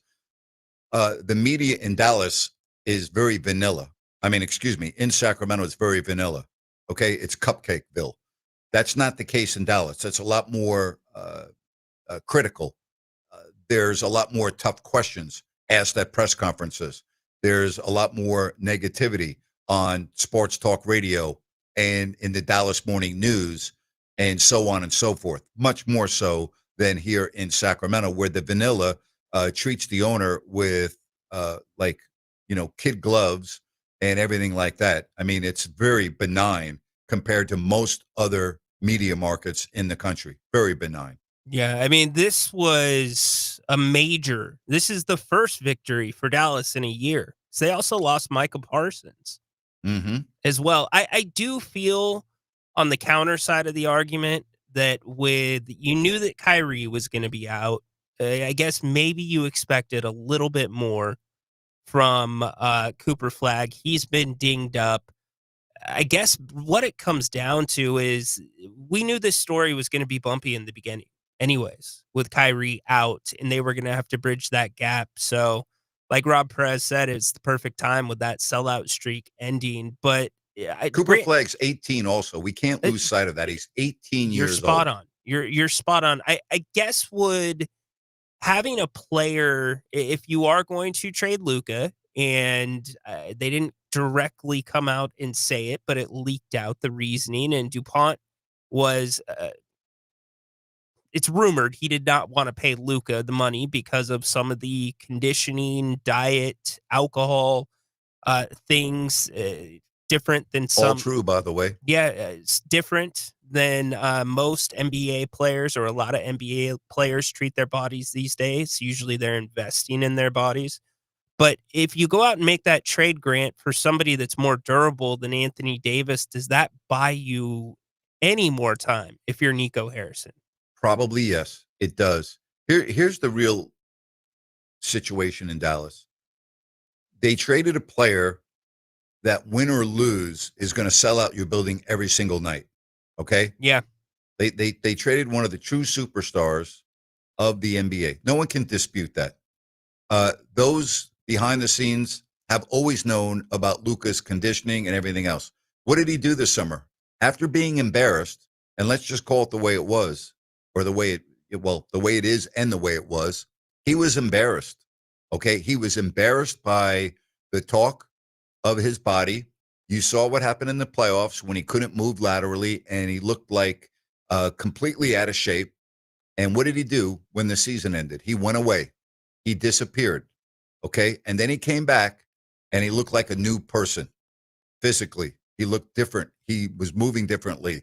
And so that got his attention. And in retrospect, it was probably the best thing that ever happened to Luka Doncic, because it forced him to look in the mirror and acknowledge his deficiencies. And he, instead of running away from it, he faced it and said, okay, I'm going to show everybody. So in retrospect, it's the best thing that ever happened to Luka Doncic. See, but that's where I'm going to differ a little bit. How was last season and JJ Redick saying we need to be in championship shape hit Luka that much harder than being in the NBA Finals and running out of gas and getting all that same criticism on a bigger stage and not changing? That to me is probably where I kind of see where Nico was maybe thinking it's never going to change here in Dallas. We are not equipped to deal with it, and maybe that's why you make that trade. But I feel like I'll tell you why. Because when you win, people turn their head the other way about everything. Okay? They turn their head about things that we know are going on, right? Listen, when Luka was being drafted, I would tell you that these concerns were there. Okay? That was part of the reason why Sacramento didn't draft him. That was part of the reason. The other reason was they were firmly in belief that De'Aaron Fox was going to be that star and that the two wouldn't mesh. And they felt that they had a super special player in Fox. But the other thing was they were concerned about Luka's off-the-court habits that followed him. And when you're winning and going to the NBA Finals, you are turning your head to the things that you know are going on behind the scenes that need to be better. Okay? I mean, that's just the way it is. Everyone's known this about Luka. Maybe not as much publicly as privately, but this has not been a secret. And then after he was traded, all of these things came out publicly about Luka. And then when you're after a couple of months in being in LA, and he looked horrible in the postseason, Ryan, he looked awful. And then JJ makes that comment. I think Luka had a kind of a come to Jesus moment, if I may use that term. Yeah. Right? That's what I think happened. So that you're kind of making my point then, because I don't think Dallas was necessarily turning their head to it. I don't think they could manage it. They were putting him on the injury list so he could lose weight for 3 weeks at a time for a strained calf or, something here or there. And let me get back to Dallas for a moment. Yeah. If I had told you at the beginning of the year, and they've played 11 games, so I was going to say, give me their record after 10. But now that they've played 11 games, if I had told you before the season began that Anthony Davis would play only in 5 of the first 11 games, would you really expect a better record than 3-8, considering Absolutely they don't not. have Kyrie Irving and they have an 18-year-old rookie who is running the show? No, absolutely not. I had him in the play-in when we did our previews. Yeah. I think that's exactly what you expect, but you said it. Rob Perez said it. They hit the owner in their wallets. Yep. That's the takeaway from this, correct? No question about it. Hey, DAS Mechanical, family owned and operated since 2018. They are HVAC retrofit and service specialists.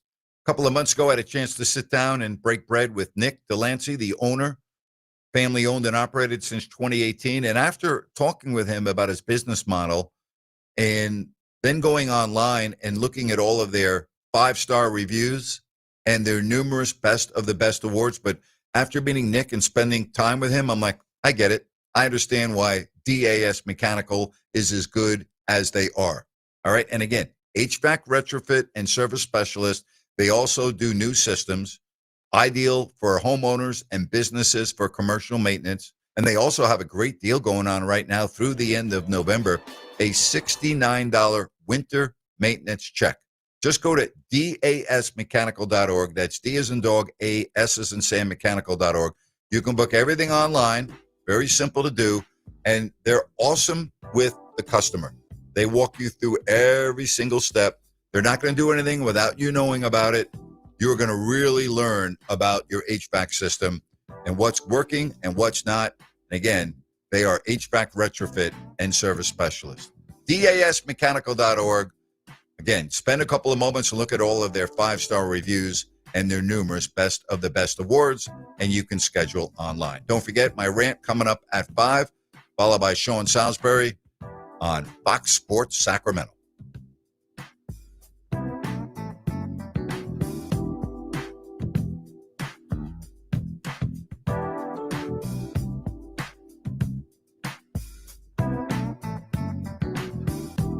At Downtown Ford Sacramento, we're proud of our long heritage. We've consistently provided Ford cars and trucks to families and businesses in this region for over 100 years. If we think about it, practically every kid who grew up in this town at one time or another rode around in a Ford that we sold to their family. We've served multiple generations of local farmers and ranchers who got their rugged Ford trucks from us. We've also provided many of the emergency vehicles that you see out doing the people's work every day on the streets.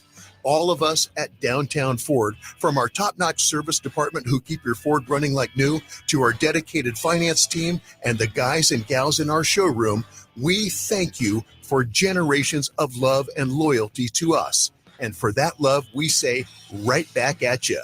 We're doing Fords just like we always have. Come see us any day of the week or visit us online at downtownfordsacramento.com.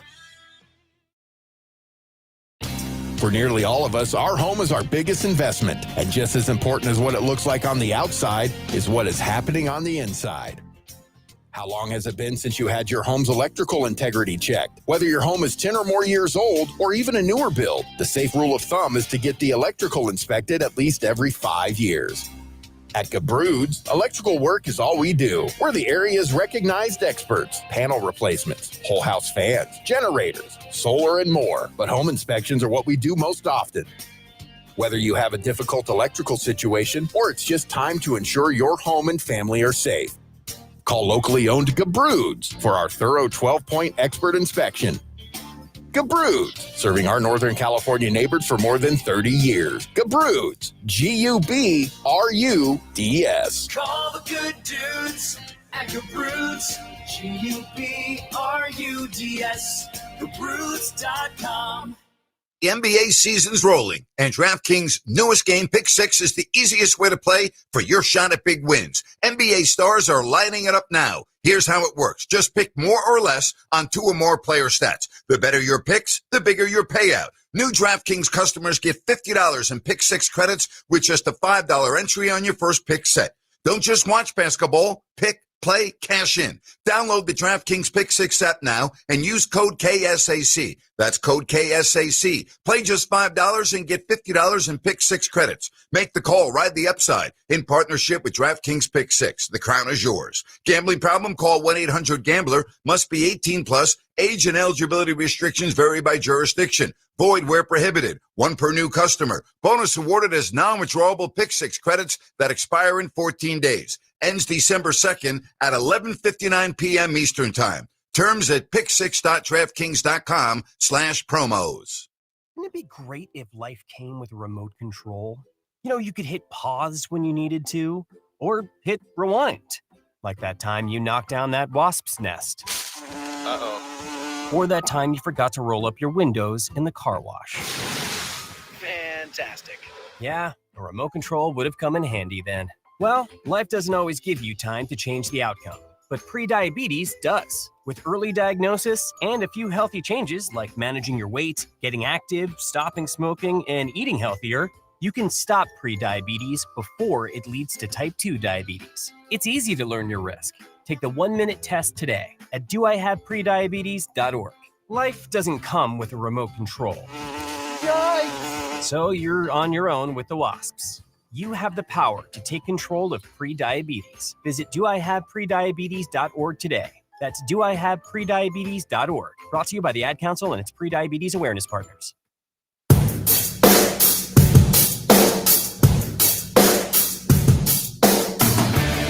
Again, Grant's Rant coming up in about 15 minutes or so, followed by Sean Salisbury. 916-779-0929. Let's get to some phone calls, and we welcome in Lynn. Lynn, welcome to the show. How are you?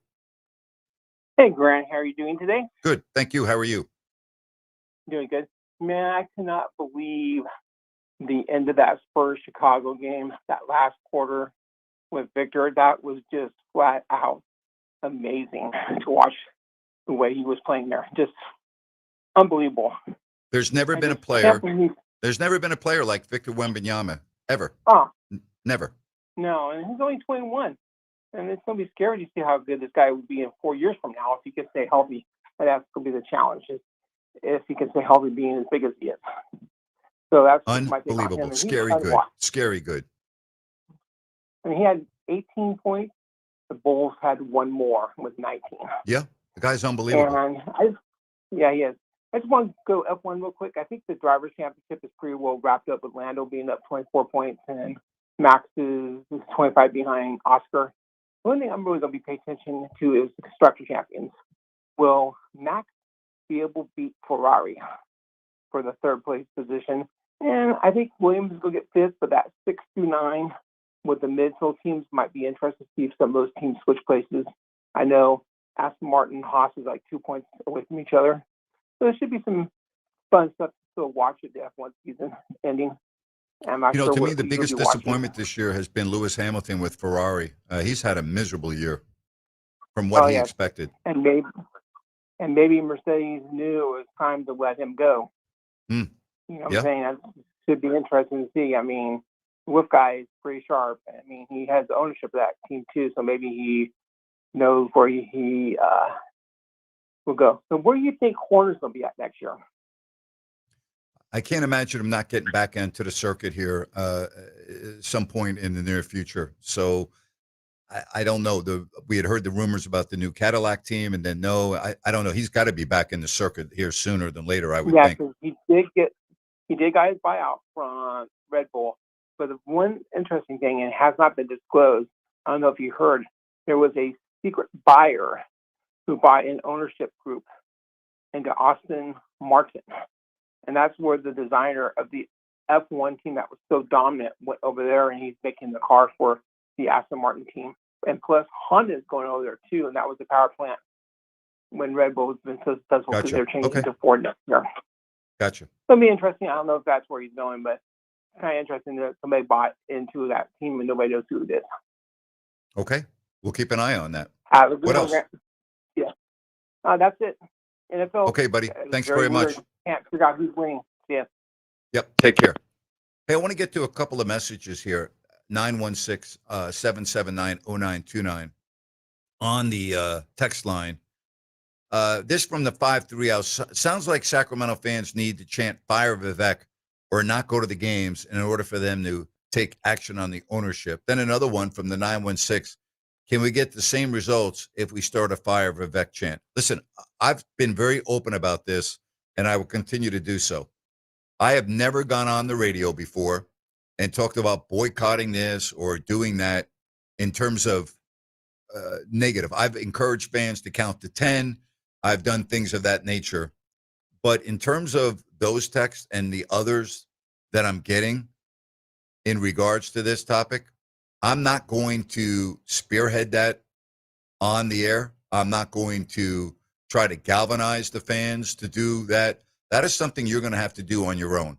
All right. I don't believe that in my position as being one of the more prominent sports figures in this town, that is something that I should do. I wouldn't feel right doing it. I'm not a season ticket holder, and therefore I am going to stay on the sidelines on this one. If you want to do that, go ahead and do it. I'm not going to tell you to do that. I'm not going to tell you not to do it. Okay? If that's something you want to do, you're going to have to do it without my help. All right? Because I'm not going on the radio and telling people to chant fire Vivek or fire this person or fire that person or get rid of. That's not what I do. Okay? I've never done that, and I never will. I have boundaries when I do this show. You know I'm opinionated. You know I'm not going to hold back on what I feel. I have no problem criticizing Vivek. I have no problem telling you he's a bad owner. I have no problem telling you it's a mismanaged franchise. I have no problem doing that. But in terms of like what you're talking about on my text line, I'm not going to be the orchestrator of that. I'm not going to be behind that. That's up to you. And now if it happens during the game, I'll talk about it on my radio show because it's topical, right? I mean, if I were in a situation in Dallas where every game they're chanting fire Nico, well, I'm going to talk about it on my radio show. And I'm going to talk about the impact that it's having on the organization. But I'm not going to go tell you if I'm in Dallas that you need to go to the game and chant fire Nico. I'm not going to do that, right? And the same way I'm not going to tell you what to chant at the games. You do what you want. That if that's something that you feel strong about, you have mechanisms to do it. All right, we live in a world of social media. We live in a world of chat rooms. We live in a world of many different avenues that as a fan base, you can do what you want and you can organize whatever you want. But you'll do that one you'll do on your own. That's not something I'm going to be involved in. 916-779-0929. That's 916-779-0929. But what happened in Dallas is very interesting because, and this isn't the first time. I mean, I think the same thing happened in New York. Giants fans have had enough, right? And the New York tabloids were talking about Brian Dable, dead man walking. Now, that market is night and day from Sacramento, right? I mean, let's just call it the way it is. The media in Sacramento is very soft as a whole, okay? As a whole. It just is and really has been. It's just it's the climate of where we live here. It's just the way it is. It's different, right? I'm not saying it's good. I'm not saying it's bad. I'm just saying it is the way it is. It's very, very soft. It's very soft. And that really isn't debatable. 916-779-0929. I've got Grant's Rant coming up here in 10 minutes, followed by Sean Salisbury, where we talk college and the NFL. If you missed earlier in the show, I had my bottom 5 NFL teams. I had my top 5 NFL teams. You can go back and listen to the show at your leisure. You can also follow the show. It's streaming live over on YouTube, our YouTube channel, Fox Sports Sacramento. And then, of course, you can listen to the show on your favorite podcast platform. Wherever you listen to your favorite podcast, you will find this show as well. So, again, 916-779-0929. That's 779-0929. On that same vein, Rhino, the one thing that speaks louder than words are actions. And when an arena starts becoming emptier and emptier and emptier, in other words, when you start seeing fewer and fewer people going to the games, well, that also has an impact. And we saw that the other night. I don't know if that was just an aberration Sunday night, but that can also factor into it. So we can talk about that at 916-779-0929. And then after we take a call or two, I'll get Ryan's opinion on that. But he was mentioning, and I was watching on TV, and I noticed what looked like a number of empty seats at the arena. And we'll see what the crowd is tonight. Late start. So, keep that in mind tonight. A 8 o'clock start on a weeknight. If you have kids, right, you have school coming up tomorrow. You have work tomorrow. By the time you get home, depending on where you live and the traffic, it's probably going to be close to midnight. So keep that in. But Rhino, really, the attendance at games also can speak volumes to how a fan base is feeling. Yeah, no doubt. It's not just the ticket price, it's what you spend inside, it's merch, it's the entire experience. Yeah, no question. All right, let's get to some phone calls, and we say hello to Ryan. Ryan, welcome to the show. Whoop, now I'll put you on. There you go, Ryan. What's going on? How you doing, Grant? Well, I Good. just wanted to talk about the Kings a little bit. Man, watching the Kings right now is like waiting at the DMV. Slow, rushing. No one knows what the hell is going on besides the driving part. Sabonis looks like he's stuck in the wrong lane. We already know what's going on with Keon. There's no direction. And on the bench, might as well be a smoke break behind the building. You know, at this rate, even the license to shoot is getting revoked. It's not good, Ryan. It's not good, right? We all agree it's not good. Yeah, tonight's going to be, I don't even know what we're looking at, but it's something where, you know what, I have a good feeling. You never know. It's one of those games, even though they got 3 days of rest, we come out, you know, good first half and then still lose. Yeah, I want to see the team be competitive. I'm okay if they lose tonight. Be competitive, right? Play with some fire. Play with, as Doug Christie said the other night, spirit. I haven't seen that the last couple games, so that's what I'm looking for tonight, first and foremost. Look like you want to be on the court. Look like you want to play. Right there with you, Grant. Well, appreciate it. Have a good afternoon. Thank you. I hate to say already in early November that that's where we're at, but that's where we're at in me. I don't know about you, but that's where I'm at. I want to see a team that looks like they want to be on the court playing together as opposed to a bunch of individuals running around without any spirit. You know, show me like some pizzazz. Show me some fire. That's what when I watch the Phoenix Suns play, that's what I see. When I watch the Chicago Bulls play, that's what I see, right? I'm talking about teams that are off to pretty good starts that I didn't expect to have good starts, although I did think Phoenix would be better than a lot of people forecasted them for. But now without Jalen Green for 46 more weeks, he's a really good player. I thought he would fit in perfectly with that team. But even with that said, you know, they're off to a good start. So that's what I want to see from Sacramento. And I'm not seeing that. And again, you can't have the coach talk about defense after every game and not have Keon Ellis on the floor. I'm sorry, you can't. Doesn't make sense. It doesn't add up. You can't say one thing and do another. You just can't. And, you know, Dennis Schroeder, who's really struggling and has had a lot of bad games, you know, his minutes are too much right now. And if he's not playing well, he needs to come off the floor. And if he is playing well, then you keep him on the floor. But he's had too many games where he's been totally ineffective, and I think he's hurt the team. I'm not saying he's being unprofessional. If anything, the guy is super professional, and I've always heard that about him. I mean, I don't have any problem with his conduct, his professionalism. That's a non-issue for me because he's got all of that. But the coach needs to take him off the floor when he's not playing well. And unfortunately, early in the season, he has not played well. He's played poorly too much for me. And his minutes need to reflect on that. I mean, his minutes need to reflect on that. Plain and simple. Let's get to Tay. You're on with Grant Napear. Go ahead. Hey, Grant. Thanks for taking my call. I think Western Conference in general this season, I know Kings have been bad, but, you know, for some of the other teams, it's not going as well. And it almost looks like Vivek is half a decent owner looking at all the other things going on in other teams. Like the Clippers look like a retirement facility. They actually are allowing more three-pointers than the Kings, a worse defense. The Mavs seem to be in a disaster, you know, letting Flat play point guard, and, you know, they're the last place in the Western Conference. Pelicans are Pelicans, you know, and Blazers don't seem to be nearly as good as I thought they're going to be. Do you think the Western Conference seems a little bit more diluted, at least, you know, in the first 10 games? Maybe. I disagree with you on Portland. I think they are going to be okay, and I think that they are another team that when I watch play, that's what I want to see from Sacramento. So I disagree with you on Portland. I think they're actually right where I thought they would be. The wild card to me in the West right now of all the teams that we're talking about is Memphis because they have talent, but they got a mess with their coach. They have an offensive system that the players don't like. And so I'm keeping an eye on Memphis. But the West is certainly the bottom half of the West is terrible this year. It really is. It's not very good.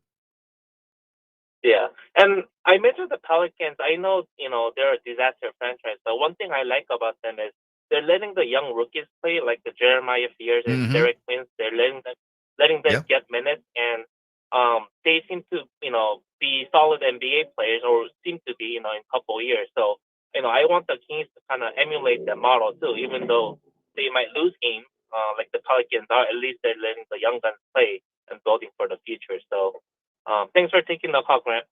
All right. Thank you. Have a good afternoon. Appreciate that. Don't forget Grant's rant coming up in just a couple of moments. And then Sean Salisbury will talk both college and the NFL. I'll ask him about some young quarterbacks. I'll ask him about Bo Nix. I'll ask him about Caleb Williams. Of course, Sean played the position both in college at USC and the NFL. And he teaches a lot of the standout collegiate quarterbacks at camps. And he's worked with a lot of the players that are in the NFL. He knows the position inside and out. So talk to him about that. We'll take your phone calls as well at 916-779-0929. You can use that message to text the show as well. 1 hour left here, and then we have a break of a couple of hours until the Kings take the court against the Denver Nuggets. Post-game show over on YouTube and X. If you don't like that, yes, Jerry Reynolds is going to stay up and join us despite the late start time tonight of 8 o'clock. That's coming on after the game. Grant's Rant, Sean Salisbury, right after the break on Fox Sports Sacramento.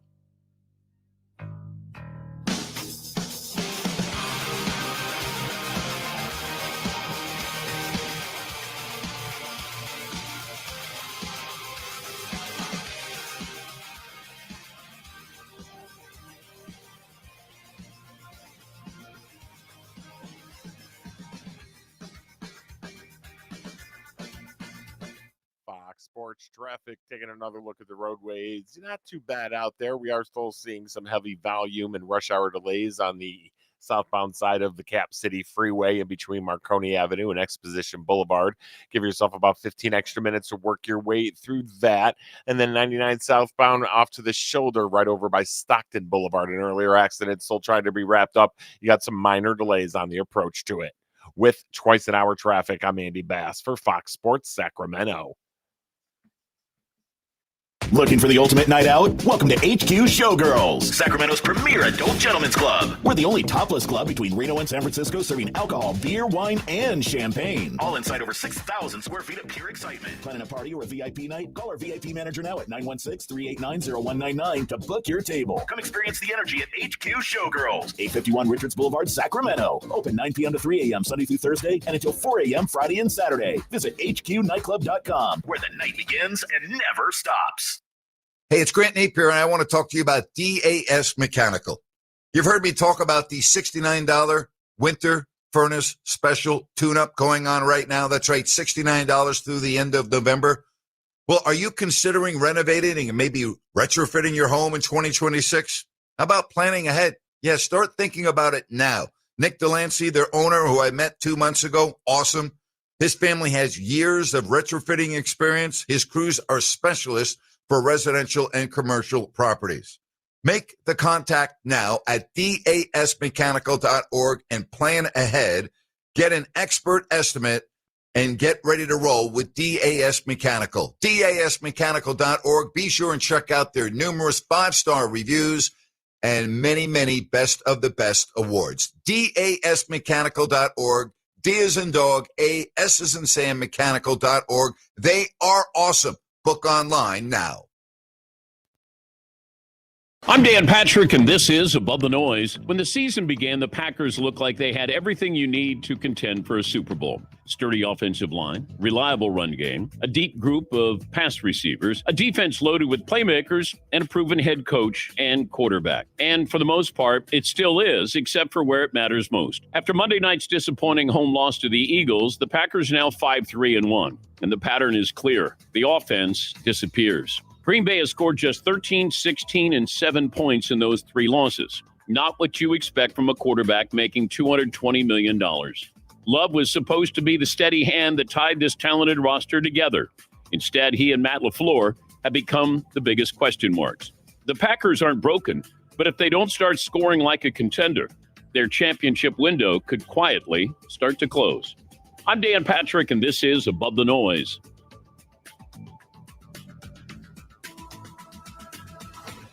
It's being called the Golden Bonanza Sweepstakes. Thanks to our friends at Mako, the DP Show, proud to be a part of this, giving listeners a chance to join us in San Francisco for Super Week. That's right, a trip for two, including round trip coach airfare, 3 nights, hotel stay, ground transportation, and VIP access to see us do our show. If that's not enough, Mako also giving away 5 free paint jobs and 10 Mako and DP Show swag bags as runner-up prizes. It's really simple to enter. You go to danpatrick.com. The best news, you can enter daily for a chance to win. You can also receive a 25% off coupon to use at any Mako shop. Visit any Mako location now for a free estimate and redeem the coupon. Terms and conditions apply. Remember, go to danpatrick.com for official rules. No purchase necessary. Void in Alaska, Hawaii, and where prohibited. Open to contiguous U.S. D.C. residents 18 or over. Ends 11/23/25. Tell your friends. Grant's back. Grant Napear is back on the Sacramento airwaves right here. KSAC 890 AM Olivehurst. K284CM 104.7 FM Sacramento. It's time for Grant. So I get up early Sunday morning to watch the game over in Europe, Colts and Falcons, and they go to a commercial break, and I see a commercial for the holidays with Santa hats on, and I'm thinking to myself, whoa. I got to start seeing commercials for Christmas and the holidays on freaking November 9th. Can we please, at least get to Thanksgiving week before this stuff is jammed down my throat? Can we at least get to the week of Thanksgiving? Is that asking too much? I mean, I got to deal with the holidays now, starting on the weekend of November 8th and 9th when I'm watching my sports. Seriously? I mean, I still got candy left over from Halloween, for crying out loud. And I got to start now dealing with the holidays? What's happened to us? Seriously. The holidays, a special time of the year. Yeah, the holidays. Not on November 8th when I'm watching an NFL game. Not when I have to walk into the mall on this weekend and I've already got Christmas decorations everywhere. Enough. Okay? Are we just going to leave them up year round? It's ridiculous. Seriously. Get me to at least Thanksgiving week. Get me to the week of Thanksgiving. All right? I'll compromise with you. I'll compromise with you if you want to start running those ads on the Sunday of Thanksgiving week. Okay? I'm all right with that. But for crying out loud, I've got to watch commercials with Santa hats and holiday themes on freaking November 8th. Stop it already. Enough. It's ridiculous. And that's my rant for today. Again, if you weren't with us during hour number 1, if you are a veteran, thank you. Thank you very much. We appreciate you and we respect you, not only today, but all days. Happy Veterans Day for you veterans. We really appreciate you. Thank you very much. I also really appreciate Sean Salisbury, whose dad, like my dad, served in World War II. Sean, welcome. How are you today, sir?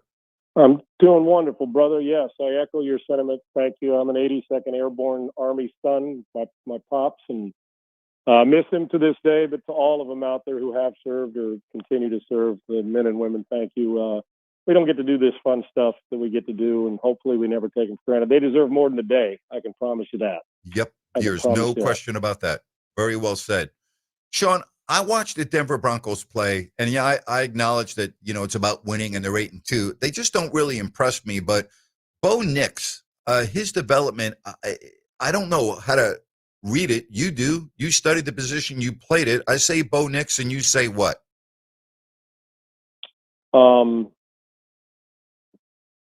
Finds a way. Does that make sense? As cheesy as I can make it. Put it this way. I think the ceiling is really high, Grant. I do. I don't think it's a low floor. I think that there is a lot of room to grow. Now, playing the inconsistent way they play offensively, they're not going to, the defense can't continue to carry, you're expecting 4 and 5 sacks a game, the defense to do that. Eventually, you're going to have to load the defense on your shoulders, because when you get to the postseason, there's some teams that can light it up. And in the AFC, whether it's Josh Allen or Lamar in Baltimore are coming, Mahomes is going to be hanging around. I mean, Daniel Jones, Drake May, you're going to have to elevate offensively, because you ain't going to win 13 to 10 games. Like last night in the NFC game, you just can't continue to sustain that. But he's pretty accurate, Grant. And, I can tell you, and I can tell you because I think the ceiling's high, because let me take you back to Auburn when he played there. He would, when he first started there, and I know his pops went to school there, he was a guy that you thought, if he gets drafted, you'll be lucky. Kind of erratic, moves around. Then he got to Oregon and elevated. The coaching staff had him in great situation, and Dan Lanning, I mean, they did some really good things with him, and he got better. As a passer, then it was just kind of a playmaker, scrapping. He was that wrestler mentality, that's tough and find a way. Then he gets to Oregon and became a better player. Kind of like when Jalen Hurts left Alabama, became a better passer under Lincoln Riley. Well, I saw the same development with Bo Nix in a different way, but we know he's athletic. But then I see that with Sean Payton, he's with the right guy, because what Sean Payton's going to do, and the one thing Sean Payton always does, he's never going to have a guy as accurate as Drew Brees ever again as a head coach. But what Drew doesn't have is Sean Payton loves this part of it. He'd love to have all of Drew's stuff, but what Drew lacked is the ability to play off schedule football. Bo Nix can do that. What he needs to ingrain, I don't want to coach that out of Bo Nix. What he needs to, and Sean's really good at this, is find a way to get the boring stuff to be exciting for Bo Nix. Does that make sense? Sure. To make the boring, everyday, simple stuff just be how you live. Drew Brees was as good as anybody we've ever had play the game, just doing the boring stuff. The stuff that is the element, brushing your teeth every morning, getting yourself a glass of water, getting your exercise in, whatever it is you do, eating your meals, your vitamins. That's what I need Bo Nix to do. So I'm with you. If the offense matches the defense regularly with performance, the Denver Broncos are a very dangerous threat. I thought at times last year I saw some really spectacular from Bo Nix last year, and he's got that in him. So I don't think that he's ever in position, because he's accurate enough to be a major failure at the position. And he's with a guy who knows how to coach offense, who is going to expand the zone, if I might, like a pitcher where you don't have to pitch in the strike zone all the time. But when you do, make sure it's on the black. And that's, in quarterback terms, that's making sure the little things, the small, boring things, because I think that a lot of times guys with his ability to run and pass, they have this sense of be the hero all the time. And I'll take you to Chicago. I watched some tape and did it on my show today. The development, even though he's still a long ways away, the ceiling for Caleb Williams is also through the roof, and he's with the right coach that can elevate him. I watched the pocket presence about him, about 6 different plays, and broke him down, Grant. He's really becoming now, he's got a long way to go to be consistent at it, but he's starting to get a better feel for, I don't have to hit the home run all the time. And when you got guys like Nix or Caleb Williams, their ability is just going to be natural. That's the natural instincts of competitive play. Breaks down, go do something with it. But don't go do something with it and then, compound the line broke down and you had to go make a play with your feet, or you were late delivering the ball, so you had to go off schedule. And then compound that mistake by missing the window and then throwing it to somebody else because you're trying to make up for the desperation you missed. So guys with an enormous skill set have a tendency to think they have to do that all the time, when for Bo Nix, the secret's going to be, dude, go bore me to death. The rest of the stuff will take care of itself. So I think it's a high ceiling, and I think it's a pretty high floor too, Grant. You're not going to see this guy, I don't think, go through 3 years of what the hell happened, because he's pretty accurate with the football and he's got the right coach to make that happen. He's a playmaker, but it's going to have to be more consistent as we get to the postseason for them to win deep into the playoffs. You talk about the Chicago Bears. They are 6-3. They've had a very, very easy schedule, but last year they would have lost most of these games that they are winning. The big test that I see for this team, they have road games coming up in the division at Minnesota, but they're at Philadelphia, they're at Green Bay. And that's the next big step to me for Caleb Williams, right? Go out and win a really big game on the road. To me, that's the next step in his development process. Agree? Right, yeah. And he didn't play a great game this past week, Grant. did enough, right? Here's Sure. the problem when you're living on being a sometimer is what I call those guys. A sometimer where you're living on, man, you can pull it out, but sometimes it isn't going to get you to most of the time. When you're playing good teams, sometimer, the throw you make that against a bad team, you can get away with. You're not getting away with that with teams that close windows and get after the quarterback and confuse you at the line of scrimmage, and you run into a guy like Vic Fangio. You are 100% correct. Now, listen, you can only play the guys in front of you, and unlike some teams that lose the good teams that lose the bad teams, how do you explain Buffalo losing to a non-physical pillow fight in Miami Dolphins, right? I mean, every week it happens. Hell, the Saints look like, well, they're pretty good, and they beat a Carolina team, and the Saints are not good. Yet Tyler Shook, Shook goes out there and makes some plays, and it looks like he's been in the league a while, and the Saints look like, damn, if you hadn't watched them the whole year, you'd think they're pretty good because Carolina is an improving team. So, yes, the next step for Caleb Williams is not to win, to get some time out of him. It's to win because of him. Now, he'll make some plays, Grant, like I said, that you're like, okay, man, I can't teach that. Now, some coaches out there, these private trainers are going to say, yeah, we work on that. There's certain things, stop it. Throw the ego out of it. Stop. As much as I've coached quarterbacks, listen, there are just certain things about 8 plays a game, 6 to 8 plays a game. When you look at the coordinator standing next to you, the coach standing next to you, I don't know how he does it, right? You're like, I ain't teaching that. It's just a guy, break it down, go do something, throw it to your mom, or sometimes is the best play. Those are the ones you're like, okay, just don't do something stupid that's 6 to 8 times a game. That takes the hero part out of it. But he can't be a wide open guy, miss the throw or miss a read because your eyes aren't in the right place. I've seen some tape that his eyes are starting to be a little more patient and get to the right place. But yes, the schedule is all. Listen, going into a season, we don't know who's going to be good or bad. If I'd have told you the Patriots were going to win their division at the beginning of the year, you'd have said, oh, they'll be improved with Vrabel, but they're not there yet. Now look, I can say they're the best team in the AFC right now with the way they're consistently playing. Now watch Drake May. He's got some good feet, Grant. He can buy time, big, nice physical body, but he's throwing it like Stafford does. I mean, in different mechanics, but damn, he's ripping it into windows, looking like the guy's been doing it for a decade. So different ways. Everybody can't be coached the same. But Caleb Williams, for them at 6-3, they're getting by, but you don't get by Detroit in the postseason playing fast pace. You don't get by the Rams. You're not going to get by the 49ers or the Eagles. You're going to have to gut it out. And I'll tell you, a great test is in his own division. Minnesota's better than the record, I think. I mean, they got some players. We know Detroit, Campbell takes over the play calling. They're going to always be there.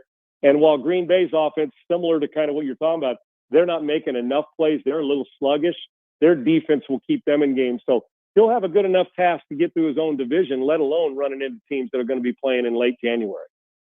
The Giants now changing directions with their head coach. And I look at Jackson Dart, and I'm really impressed with him, Sean, other than the fact that I'm worried about his durability with all the hits that he takes instead of, eluding. But again, that's his style, and I don't know how he's going to change that. You can address that. But you have a quarterback that looks like the real deal, that's aligned with Brian Dable, who came with very good credentials from Buffalo, and now they're going to have to be making all of these changes. Would that make you nervous as it relates to Jackson Dart? I'll tell you the nerve, and look what he did having Josh Allen, right? And Brian, good coaches have good players, and when you don't have good players, you see some of the results. And then, but Brian Dable's a good coach. He's going to coach again. He ran into some difficult times, and 2 years ago, he and Mike Kafka was going to be a next head coach somewhere, and Dable was killing it. And then they get beat in the playoff game, and then last year went downhill, and then they start Russ Wilson and didn't get anything done, and they got the energy with Jackson Dart. I'm with you. Him, Jaden Daniels, they've got to stop playing tough guy stuff. We know you're tough. You're better to me, not in concussion protocol or on the sidelines with a sore shoulder or a head injury. You're better to me. I don't want you handing out Gatorade. I want somebody handing you the Gatorade. I need you on the field. I know we talk about tough guy. There's a time and a place to take a dude on. We know you're tough now playing position. Now it's time to play a little more judicious when you break the pocket. Be smarter with it. Protect yourself. And it is an art, and you got to do it. You know what, Grant? I've thought a lot about this. Okay, what will it do to a guy like Jackson Dart? And I'm even going back to college. We're with transfer portal and the way guys are changing. And stick with me here on this. Free agency, heck, we're trading quarterbacks nowadays. Grant, when you were going up, we didn't trade our star quarterbacks, right? Even in the off season, right? That was, you just had your guy, and Sonny Jurgensen was staying there, right? Or Phil Simms. We didn't trade Sure, of those course. guys. That's maybe on draft day, but once they're there and they're studs, we're not trading those guys. We do that now. I'm going to tell you what's preparing these guys for new coaches. You think, well, is it going to slow the process down for Jackson Dart? Well, the next hire is going to be hugely important, not only as a head coach, but I think Jackson Dart's a franchise player for a decade. I think I'm with you. He's got guts. He can rip it. And I think there's an energy about him that you're like, damn, I love the way this guy gets after him. You can tell his teammates love him. But it's not just the head coach. I say this, Grant, and you and I have probably had this conversation over the years. Please hire good coordinators and somebody who's going to be sitting in that quarterback coach and coordinator. They're more important to me than the next head coaching hire. Now, you're going to want to get a good one, whether it's a Lane Kiffin or somebody like that that's familiar with him. But please make sure the focus, we always, success, the head coach. The guys that are every day with him that are mechanically keeping him sound and in his ear and the relationship, please let them hire a guy that has that in mind, the team and his best interest. Now, with that, I'm going to tell you why that changing coaches for these guys, they're used to it now. The transfer, you went from, you're going to be the starter at SC. Caleb Williams is coming along with Lincoln Riley because we're changing coaches. Oh, you transfer to Lane Kiffin, bam, look what happens. So I don't think it affects the players. I don't think it affects the players as much anymore. Matter of fact, I think if you're Jackson Dart, you had to come into this season as a rookie knowing that there was a chance if you guys didn't win early or win a lot, that your head coach that was part of you drafting you was not going to be there. Because, good point. Well, typically bad teams draft good quarterbacks, or at least you're hoping. So good point. I think you go in thinking, I hope that we can save this job, but you're already prepared for the next cat.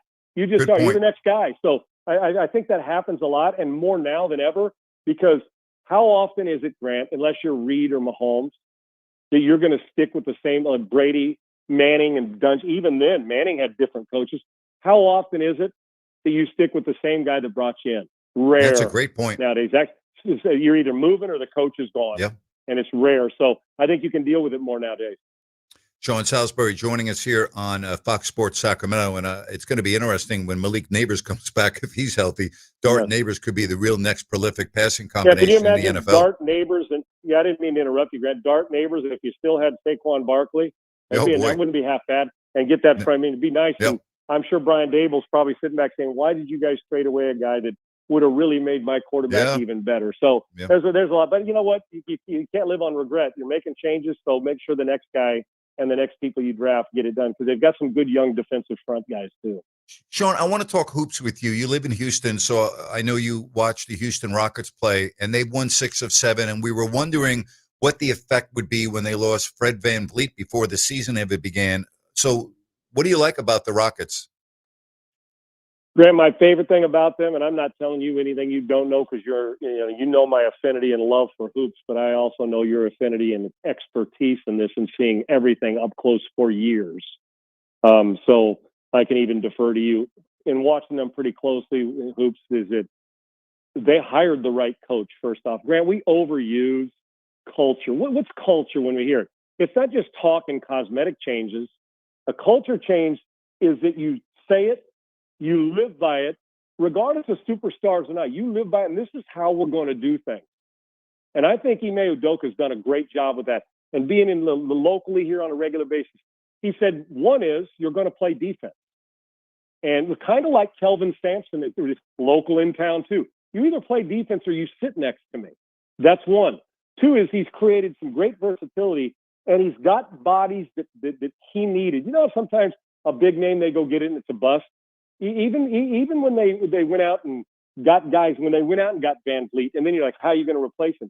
Well, they've created some pretty good depth, and they got rid of a good young player in Jalen Green to create some room because he wasn't good in the postseason, and he's been inconsistent at times.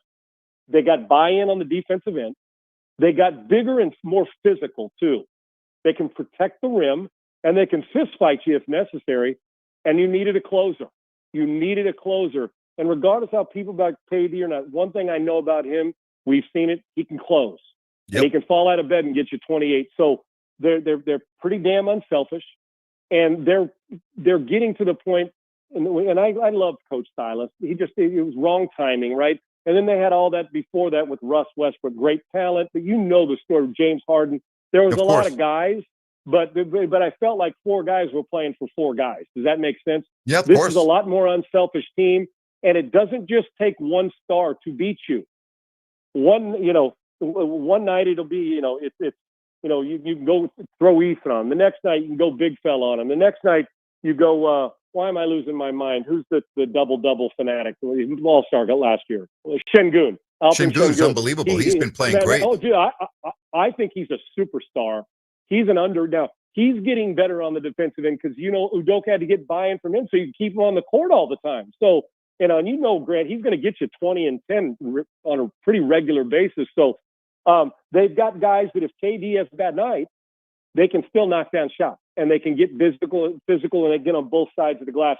And defense and rebounding travel, even in that league, which we don't see enough of. So, and you know what? If you want to argue, the head coach can whoop your ass anyway. And he's pretty. So he's preached something that's important.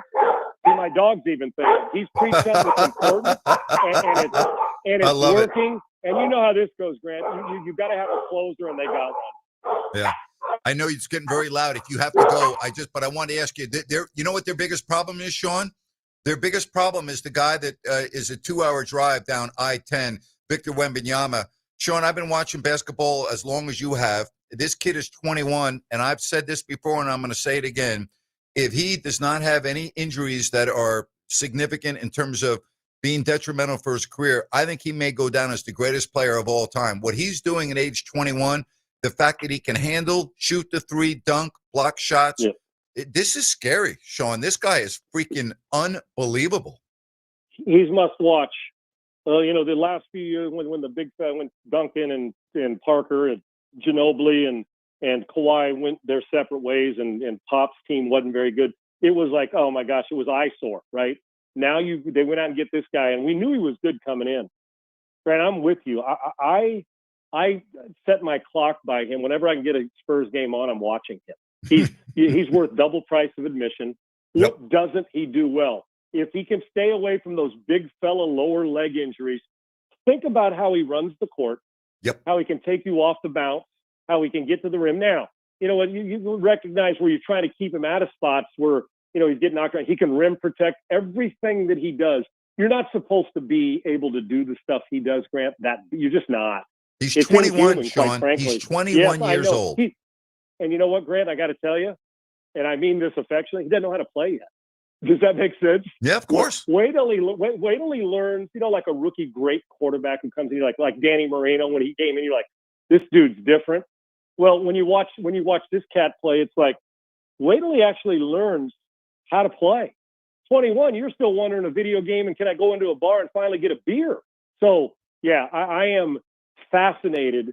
And Grant, the development from, when he was injured and we were concerned last year, and then the development this whole last off season, phenomenal. I'm with you. There's nothing he can't do.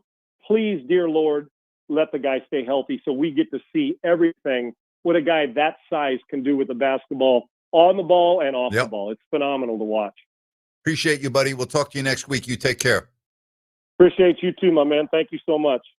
Great stuff. Sean Salisbury. Love having him on each and every Tuesday right here. We'll come back. We'll open up the phone lines, 916-779-0929, Fox Sports, Sacramento. Fox Sports traffic, taking another look at the roadways. Not too bad out there. We are still seeing some heavy volume and rush hour delays on the southbound side of the Cap City Freeway in between Marconi Avenue and Exposition Boulevard. Give yourself about 15 extra minutes to work your way through that. And then 99 southbound off to the shoulder right over by Stockton Boulevard. An earlier accident still trying to be wrapped up. You got some minor delays on the approach to it. With twice an hour traffic, I'm Andy Bass for Fox Sports Sacramento. The holidays can be a time of increased stress for those struggling with opioid or stimulant addiction. They can also be a time for pause, reflection, opportunity, and new beginnings. This holiday season, choose treatment and recovery. Embrace the company of family and friends. and create special moments. Find a proven opioid or stimulant addiction treatment provider near you at choosechangeca.org. For nearly all of us, our home is our biggest investment. And just as important as what it looks like on the outside is what is happening on the inside. How long has it been since you had your home's electrical integrity checked? Whether your home is 10 or more years old or even a newer build, the safe rule of thumb is to get the electrical inspected at least every 5 years. At Gabroods, electrical work is all we do. We're the area's recognized experts. Panel replacements, whole house fans, generators, solar, and more. But home inspections are what we do most often. Whether you have a difficult electrical situation or it's just time to ensure your home and family are safe, call locally owned Gabroods for our thorough 12-point expert inspection. Gabroods, serving our Northern California neighbors for more than 30 years. Gabroods, G-U-B-R-U-D-S. Call the good dudes at Gabroods, G-U-B-R-U-D-S, Gabroods.com. Hey, it's Grant Napear, and I want to talk to you about DAS Mechanical. You've heard me talk about the $69 winter furnace special tune-up going on right now. That's right, $69 through the end of November. Well, are you considering renovating and maybe retrofitting your home in 2026? How about planning ahead? Yeah, start thinking about it now. Nick Delancey, their owner, who I met 2 months ago, awesome. His family has years of retrofitting experience. His crews are specialists for residential and commercial properties. Make the contact now at dasmechanical.org and plan ahead. Get an expert estimate and get ready to roll with DAS Mechanical. dasmechanical.org. Be sure and check out their numerous 5-star reviews and many, many best of the best awards. dasmechanical.org. D as in dog, A, S as in Sam, mechanical.org. They are awesome. Book online now.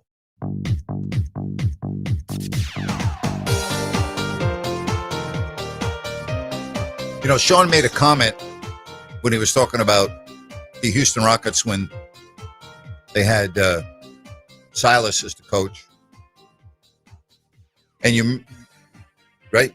Harden, Westbrook, right? Guys just playing basically for themselves. And I don't think Russell Westbrook is just playing for himself here in Sacramento, but it's like I thought about him saying these things and I'm like, oh, that's Sacramento right now.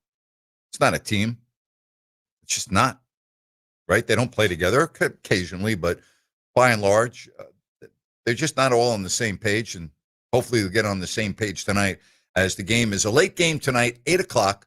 That means a late show over on YouTube if you don't like that. I don't know if you caught that, Rhino, but when Sean was talking about that, I was like, whoa, that sounds like the Sacramento Kings this year. Yeah, my ears perked up for sure because we should not notice when they're playing together. We should notice when they're not playing together. It's the other way around. Yeah, that's a really good point.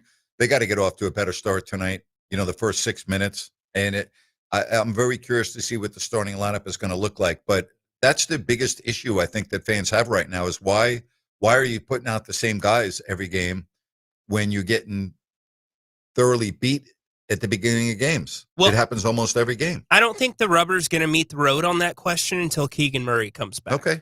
All right. And Doug's had so many different starting lineups at this point, but it is starting to zero in a little bit more on Dennis Schroeder. We've had the DeMar DeRozan talks, but you're going to tonight, Grant. Denver has scored 120 points in 5 of its games this season, which ties Miami, which means the Kings are going to have to score 125 to win this game. And the problem, well, I shouldn't say problem, is this team passes the ball beautifully. And obviously Nikola Jokic is the best passing big man in the game and the best we maybe have ever seen. And the Kings had zero answer for that last week. They had no answer at all for the ball movement of the Nuggets. And they didn't shoot the ball well from the perimeter. If the Nuggets are making threes tonight, this game will be over in a hurry. 100%. They were in the low 30s. And they only made 10 here in Sacramento. And conversely, the Kings, again, only put up 29 last game. They have got to find a way to get more threes and better looks at threes than they've gotten. And to me, I look at a guy like Malik Monk, the way that his minutes have been kind of covered up by Westbrook at times. I need that Malik Monk explosion and energy coming into that game. Jokic last week in the win against Sacramento, 130 to 124, had 34 points and 14 assists. It's a Jokic line. He is on a short list of people that have put up 30, 15, and 15 games. Yep. He's done it 7 times. Oscar Robertson leads at 11. But the problem is not Jokic. You know what he's going to do. You allowed a season-high 21 to Christian Brown last game. And that is what you just spoke about, the dribble penetration. The Kings, right off the bat, at the very least, need to, if Dennis Schroeder, and you said this earlier in the show, is struggling to get that offense stimulated, I'm bringing in somebody for him first. It's not a sub for the other guys. And Christian Braun had the best plus-minus in that game at plus 21. I mean, he was really good. He had 21 points, as you said. He made 7 of 10 from the field. You know, when I look at that box score, Westbrook had a big game. He led the Kings in scoring with 26 points. Sabonis was quiet in terms of scoring, not quiet on the boards. He played 37 minutes. He had 13 points and 17 rebounds. You had Zach LaVine with 15. Zach LaVine needs to have a 30-point game tonight, in my opinion, if the Kings are going to win, because even Dennis Schroeder in that game where he's been struggling, he didn't shoot the ball well at all from distance. That was a big story in that game. Schroeder and LaVine were combined 1 of 10 from 3. If those numbers are similar tonight, the Kings have no chance of winning this game. And here's the other part of last week, and don't discount this. Keon Ellis in that game played 25 minutes off the bench, okay? He had 15 points, and he hasn't even been playing for all intents and purposes. So keep in mind that in that game last week, in which the Kings lost 130 to 124, Keon Ellis played 25 minutes. Good pull by you. Let's hope the coaches, I'm sure they did, reviewed the film and recognized that line as well. You've got to, I think LaVine, Grant, honestly, he needs to have 40. I think it's going to take a night like that, and he is plenty capable. The problem has been getting Zach LaVine looks. If you watch the tape, Zach LaVine is creating his own looks as much as possible. And I asked him, I'm like, Zach, do you need to lead the charge in this team getting more threes? And he's like, I'll take as many as they'll give me or as I can get. But that's been the issue because teams can just hone in on the ball.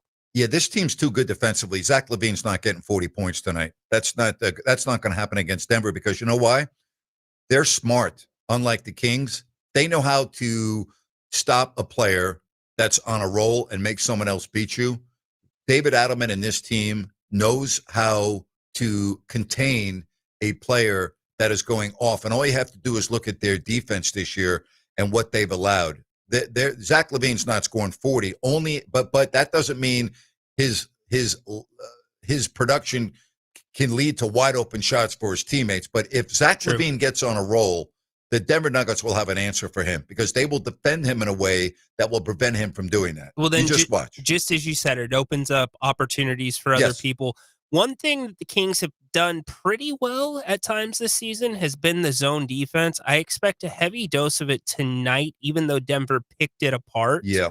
I don't think you can play a zone defense against Denver. And I will tell you that a zone defense against Denver is death. If you play a zone with Nikola Jokic on the floor, they're going to dunk on your head.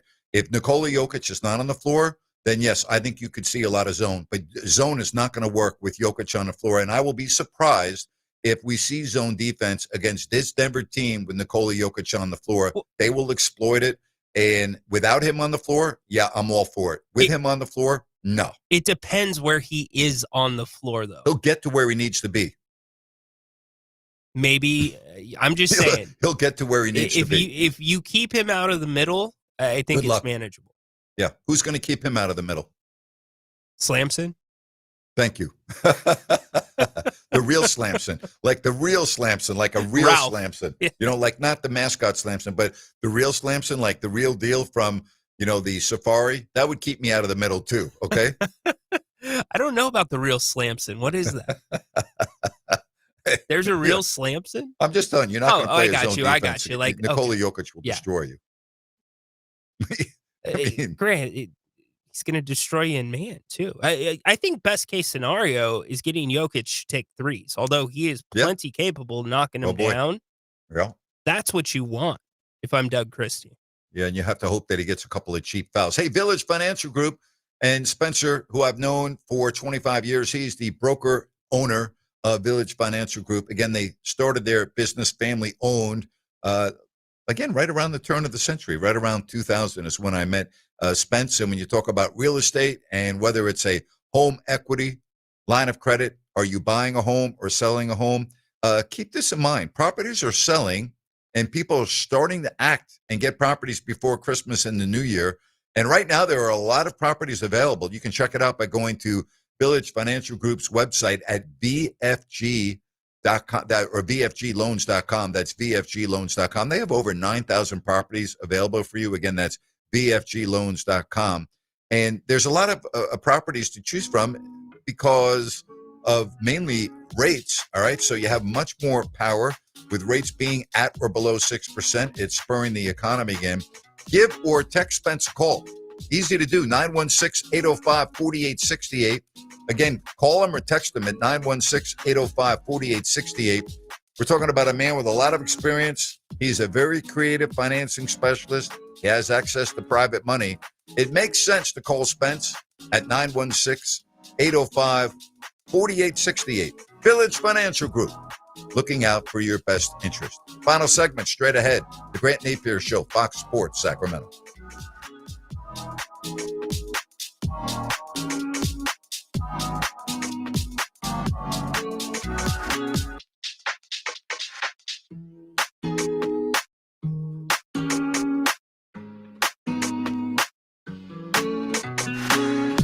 Fox Sports traffic, taking another look at the roadways. Not too bad out there. We are still seeing some heavy volume and rush hour delays on the southbound side of the Cap City Freeway in between Marconi Avenue and Exposition Boulevard. Give yourself about 15 extra minutes to work your way through that. And then 99 southbound off to the shoulder right over by Stockton Boulevard. An earlier accident still trying to be wrapped up. You got some minor delays on the approach to it. With twice an hour traffic, I'm Andy Bass for Fox Sports Sacramento. Looking for the ultimate night out? Welcome to HQ Showgirls, Sacramento's premier adult gentlemen's club. We're the only topless club between Reno and San Francisco serving alcohol, beer, wine, and champagne. All inside over 6,000 square feet of pure excitement. Planning a party or a VIP night? Call our VIP manager now at 916-389-0199 to book your table. Come experience the energy at HQ Showgirls, 851 Richards Boulevard, Sacramento. Open 9 p.m. to 3 a.m. Sunday through Thursday and until 4 a.m. Friday and Saturday. Visit HQNightclub.com, where the night begins and never stops. For nearly all of us, our home is our biggest investment. And just as important as what it looks like on the outside is what is happening on the inside. How long has it been since you had your home's electrical integrity checked? Whether your home is 10 or more years old or even a newer build, the safe rule of thumb is to get the electrical inspected at least every 5 years. At Gabroods, electrical work is all we do. We're the area's recognized experts. Panel replacements, whole house fans, generators, solar, and more. But home inspections are what we do most often. Whether you have a difficult electrical situation or it's just time to ensure your home and family are safe, call locally owned Gabroods for our thorough 12-point expert inspection. Gabroods, serving our Northern California neighbors for more than 30 years. Gabroods, G-U-B-R-U-D-S. Call the good dudes at Gabroods, G-U-B-R-U-D-S, Gabroods.com. Looking for the perfect spot to watch the game and enjoy amazing food and drinks? Look no further than Fieldhouse American Sports Pub. Family owned and operated, Fieldhouse is passionate about creating a fun, welcoming atmosphere for everyone. Spice things up on Tuesdays with Taco Tuesday. Buy any order of our delicious tacos and get a refreshing margarita for just $6. On Wednesday, Fieldhouse features incredible drink specials. Enjoy $5 well drinks and ice cold pints all day long. Fieldhouse was voted the #1 sports bar in Sacramento. Tons of TVs, a mouthwatering menu, and daily specials. It's the perfect sports bar to catch all the action. Visit us today at 1833 Fulton Avenue. Fieldhouse American Sports Pub, where the food is fantastic, the drinks are flowing, and the good times never stop. Fieldhouse, bring it to the house.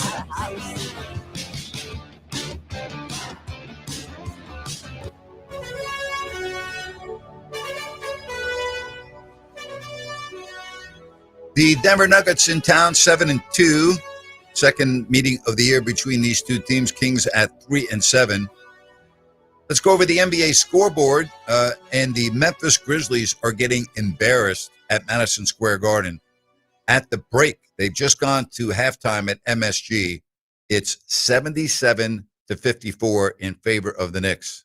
Wow, 77-54 at the half.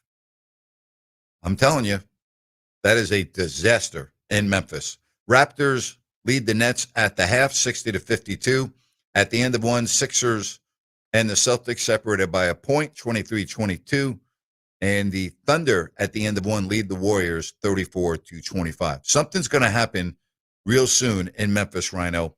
They are just, they're looking awful. They are just horrible. John Morant in that first half for Memphis did play 16 minutes. He had 9 points. And you ready for this, Ryan? He had 7 first half turnovers. 7. He wasn't shy the other night. He opened up a little bit more with the media, and they had actually played a really good half. And he said, we were moving, we were doing what we like to do. And I'm paraphrasing. And then in the second half, we got stagnant like they want us to. I'm just telling you, it's a disaster. It's there. bad. It is. It's a disaster. And it's one of those situations where there's not a lot of buyers for Ja Morant right now. Says he wants to stay in Memphis, but it can't stay like this.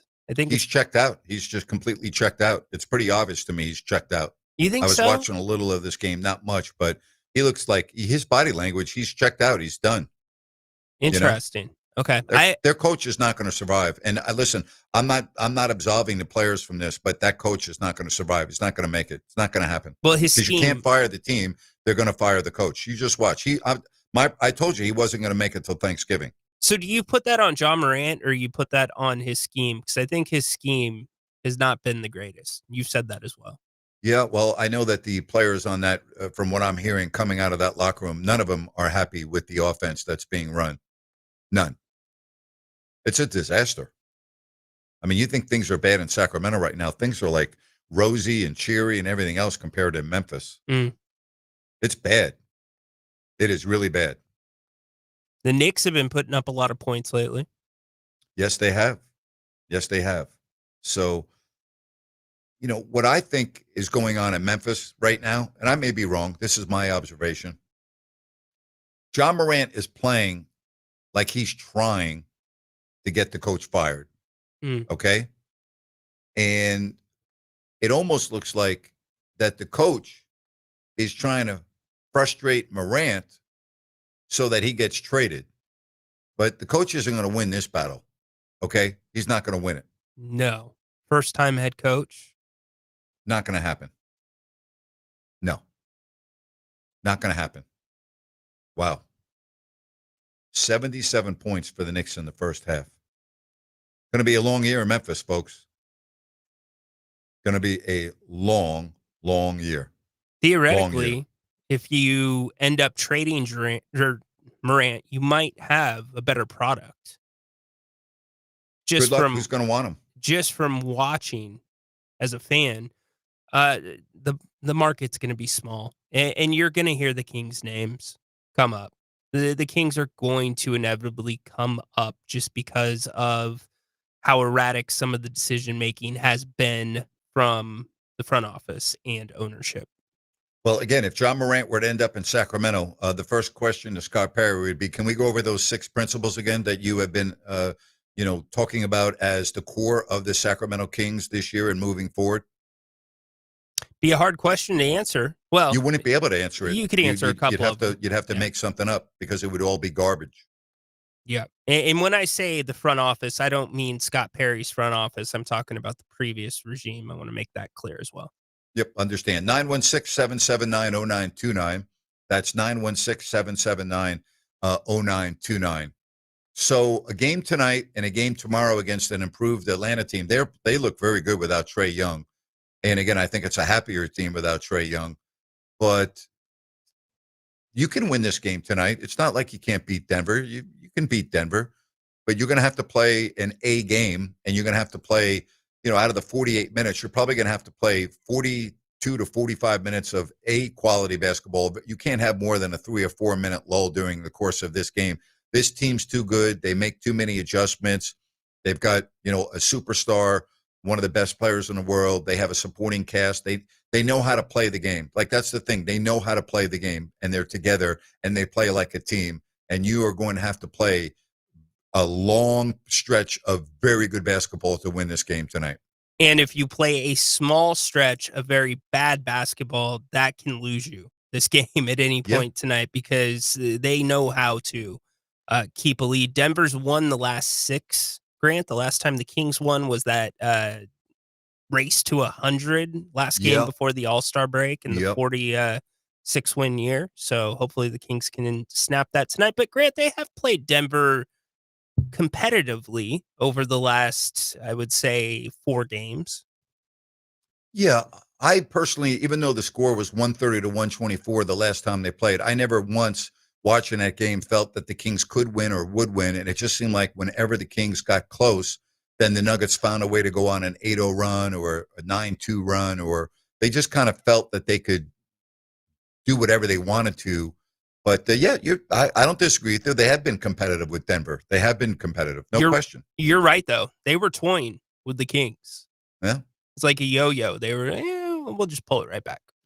Well, I don't know where the Kings' mindset is right now. I don't know where they're at after the last 2 games, and it's a disjointed situation. But again, it's another opponent, it's another game. And you never know. Like, go out and play the game, see what happens, right? But I do know this: you better win at least one of these next 2 games, or heading out onto the road with 2 straight losses here will be a disaster. And it will also be a disaster if the Kings are not playing well and you get the same type of substitution rotation. Oh, boy. Absolutely. Hey, DAS Mechanical, HVAC retrofit and service specialist. They also do new systems. And if you are maybe, doing a renovation on your home, you have an old home, you're not sure about your HVAC unit, get in touch with DAS Mechanical. Again, they're retrofit and service specialists. Now, they also do new systems, but they'll come out to do a complete evaluation on your system for you. You'll know exactly where it stands, what you need, what you don't need. They'll keep you informed every step of the way. Family owned and operated, serving Sacramento and Placer counties. You go to dasmechanical.org. You can schedule online. You can look at all of their 5-star reviews and their best of the best awards. That's dasmechanical.org. And remember, through the end of this month, they have a $69 winter maintenance check. So it's very easy to get a checkup on your HVAC unit and your heating system. Make sure you're good to go for the winter here. Okay? I mean, that's what they do.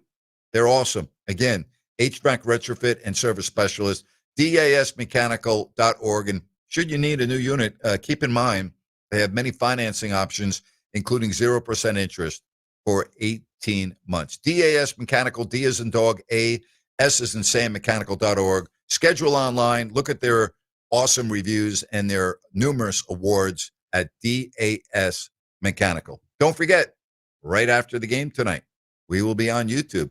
Yes, that means Jerry Reynolds as well. He's going to stay up late for everybody. That's dedication from the one and only Jerry Reynolds.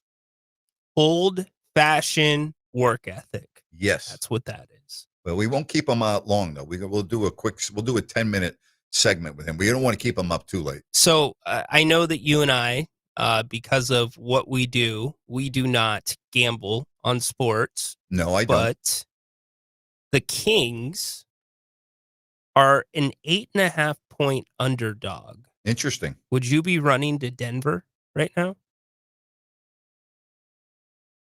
I actually think that they stay within 8.5 points tonight. Okay. You get the bounce back performance after 2 really bad ones? Yes. Okay. They're due to make shots. I would think that if they're not sour and bitter based on what we just saw, then that tells me everything I need to know. And you got to watch Sabonis. tonight because Very true. he was grimacing last game a decent amount, and if he gets into foul trouble, it's going to be really difficult for Doug Christie to make up for that. He's tough as nails, that kid. I mean, he really is. I Incredibly shouldn't call tough. him a kid, but Yeah. he's just tough as nails, isn't he? To me, he's a kid, but he's just tough as nails. If he can, he said it in post game last game. Said if I can play, I owe that to my team. Yep. And his standard of if I can play is a lot higher than some players. He's great. Most I have players. so much admiration for him. I love him. And he's a player that will help out a lot of teams. Like there are a lot of teams in the NBA. If you add Sabonis to their roster, you're like, oh, wow. Okay. Yeah.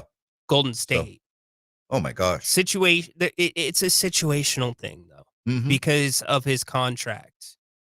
If you're not set up for that type of player, then you're not going to take on his skills at $59 million a year. No, it's got a question about that. Yeah.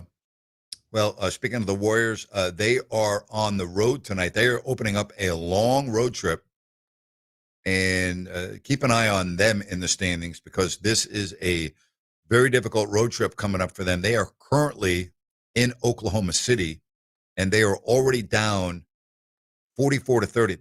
Now, let me ask you this. When's the last time you recall seeing the Golden State Warriors have 30 points with 19 seconds left to go in a half?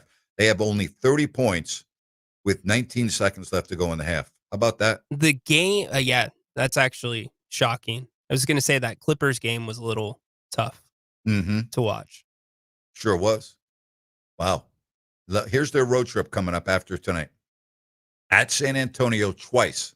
All right, so they park themselves in San Antonio. They're at New Orleans to win that game. They're at Orlando, and they're at Miami. How about that? Oklahoma City tonight, they're getting blown out. 2 games against Wembanyama and that team. At New Orleans, at Orlando, at Miami. They may only win 1 game on this trip. Man, wow. Yeah. NBA's Fasten your wicked. seatbelts. Yes. This year for some teams in the schedule, especially in the West, I don't care how your schedule lays out. If you're a Western Conference team, every night is a fight. Every night. Man. All right, so the score right now at the end of the second quarter, the horn has not sounded yet, is 48-32 in favor of the Oklahoma City Thunder, who are 10-1. Wow. There's some defense being played in that game. 48-32 is low scoring for both teams. Yeah, it is very low scoring. Yeah, very low scoring. What a weird box score for Golden State. Seriously, I'm looking at the numbers here, and I'm like, whoa. I mean, I'm looking at the shooting. I'm looking at three-point shooting. Only 3 of 16 are the Warriors from beyond the arc. 18%, 3 of 16. Man. Well, it's Steph's first game back from the illness. Yeah, that's true, too. Yeah. Hey, don't forget, Kings tonight, Denver, 8 o'clock start. Will be over on YouTube, 10:15, 10:30-ish, also on X. I will be on with Rhino in Sacktown. Jerry Reynolds will break the game down for you. We'll see if the Kings can get back on track against the Denver Nuggets. My thanks today to Sean Salisbury. Looking forward to being back with you tomorrow at 3 o'clock. I'm going to go get something to eat, get ready for the game, and then we'll be ready to roll later tonight over on YouTube and X. Appreciate your support. Love when you pull up a chair and join me right here. The Grant Napear Show on Fox Sports Sacramento. Have a great evening, everybody, and we'll talk to you in a couple of hours. Bye-bye.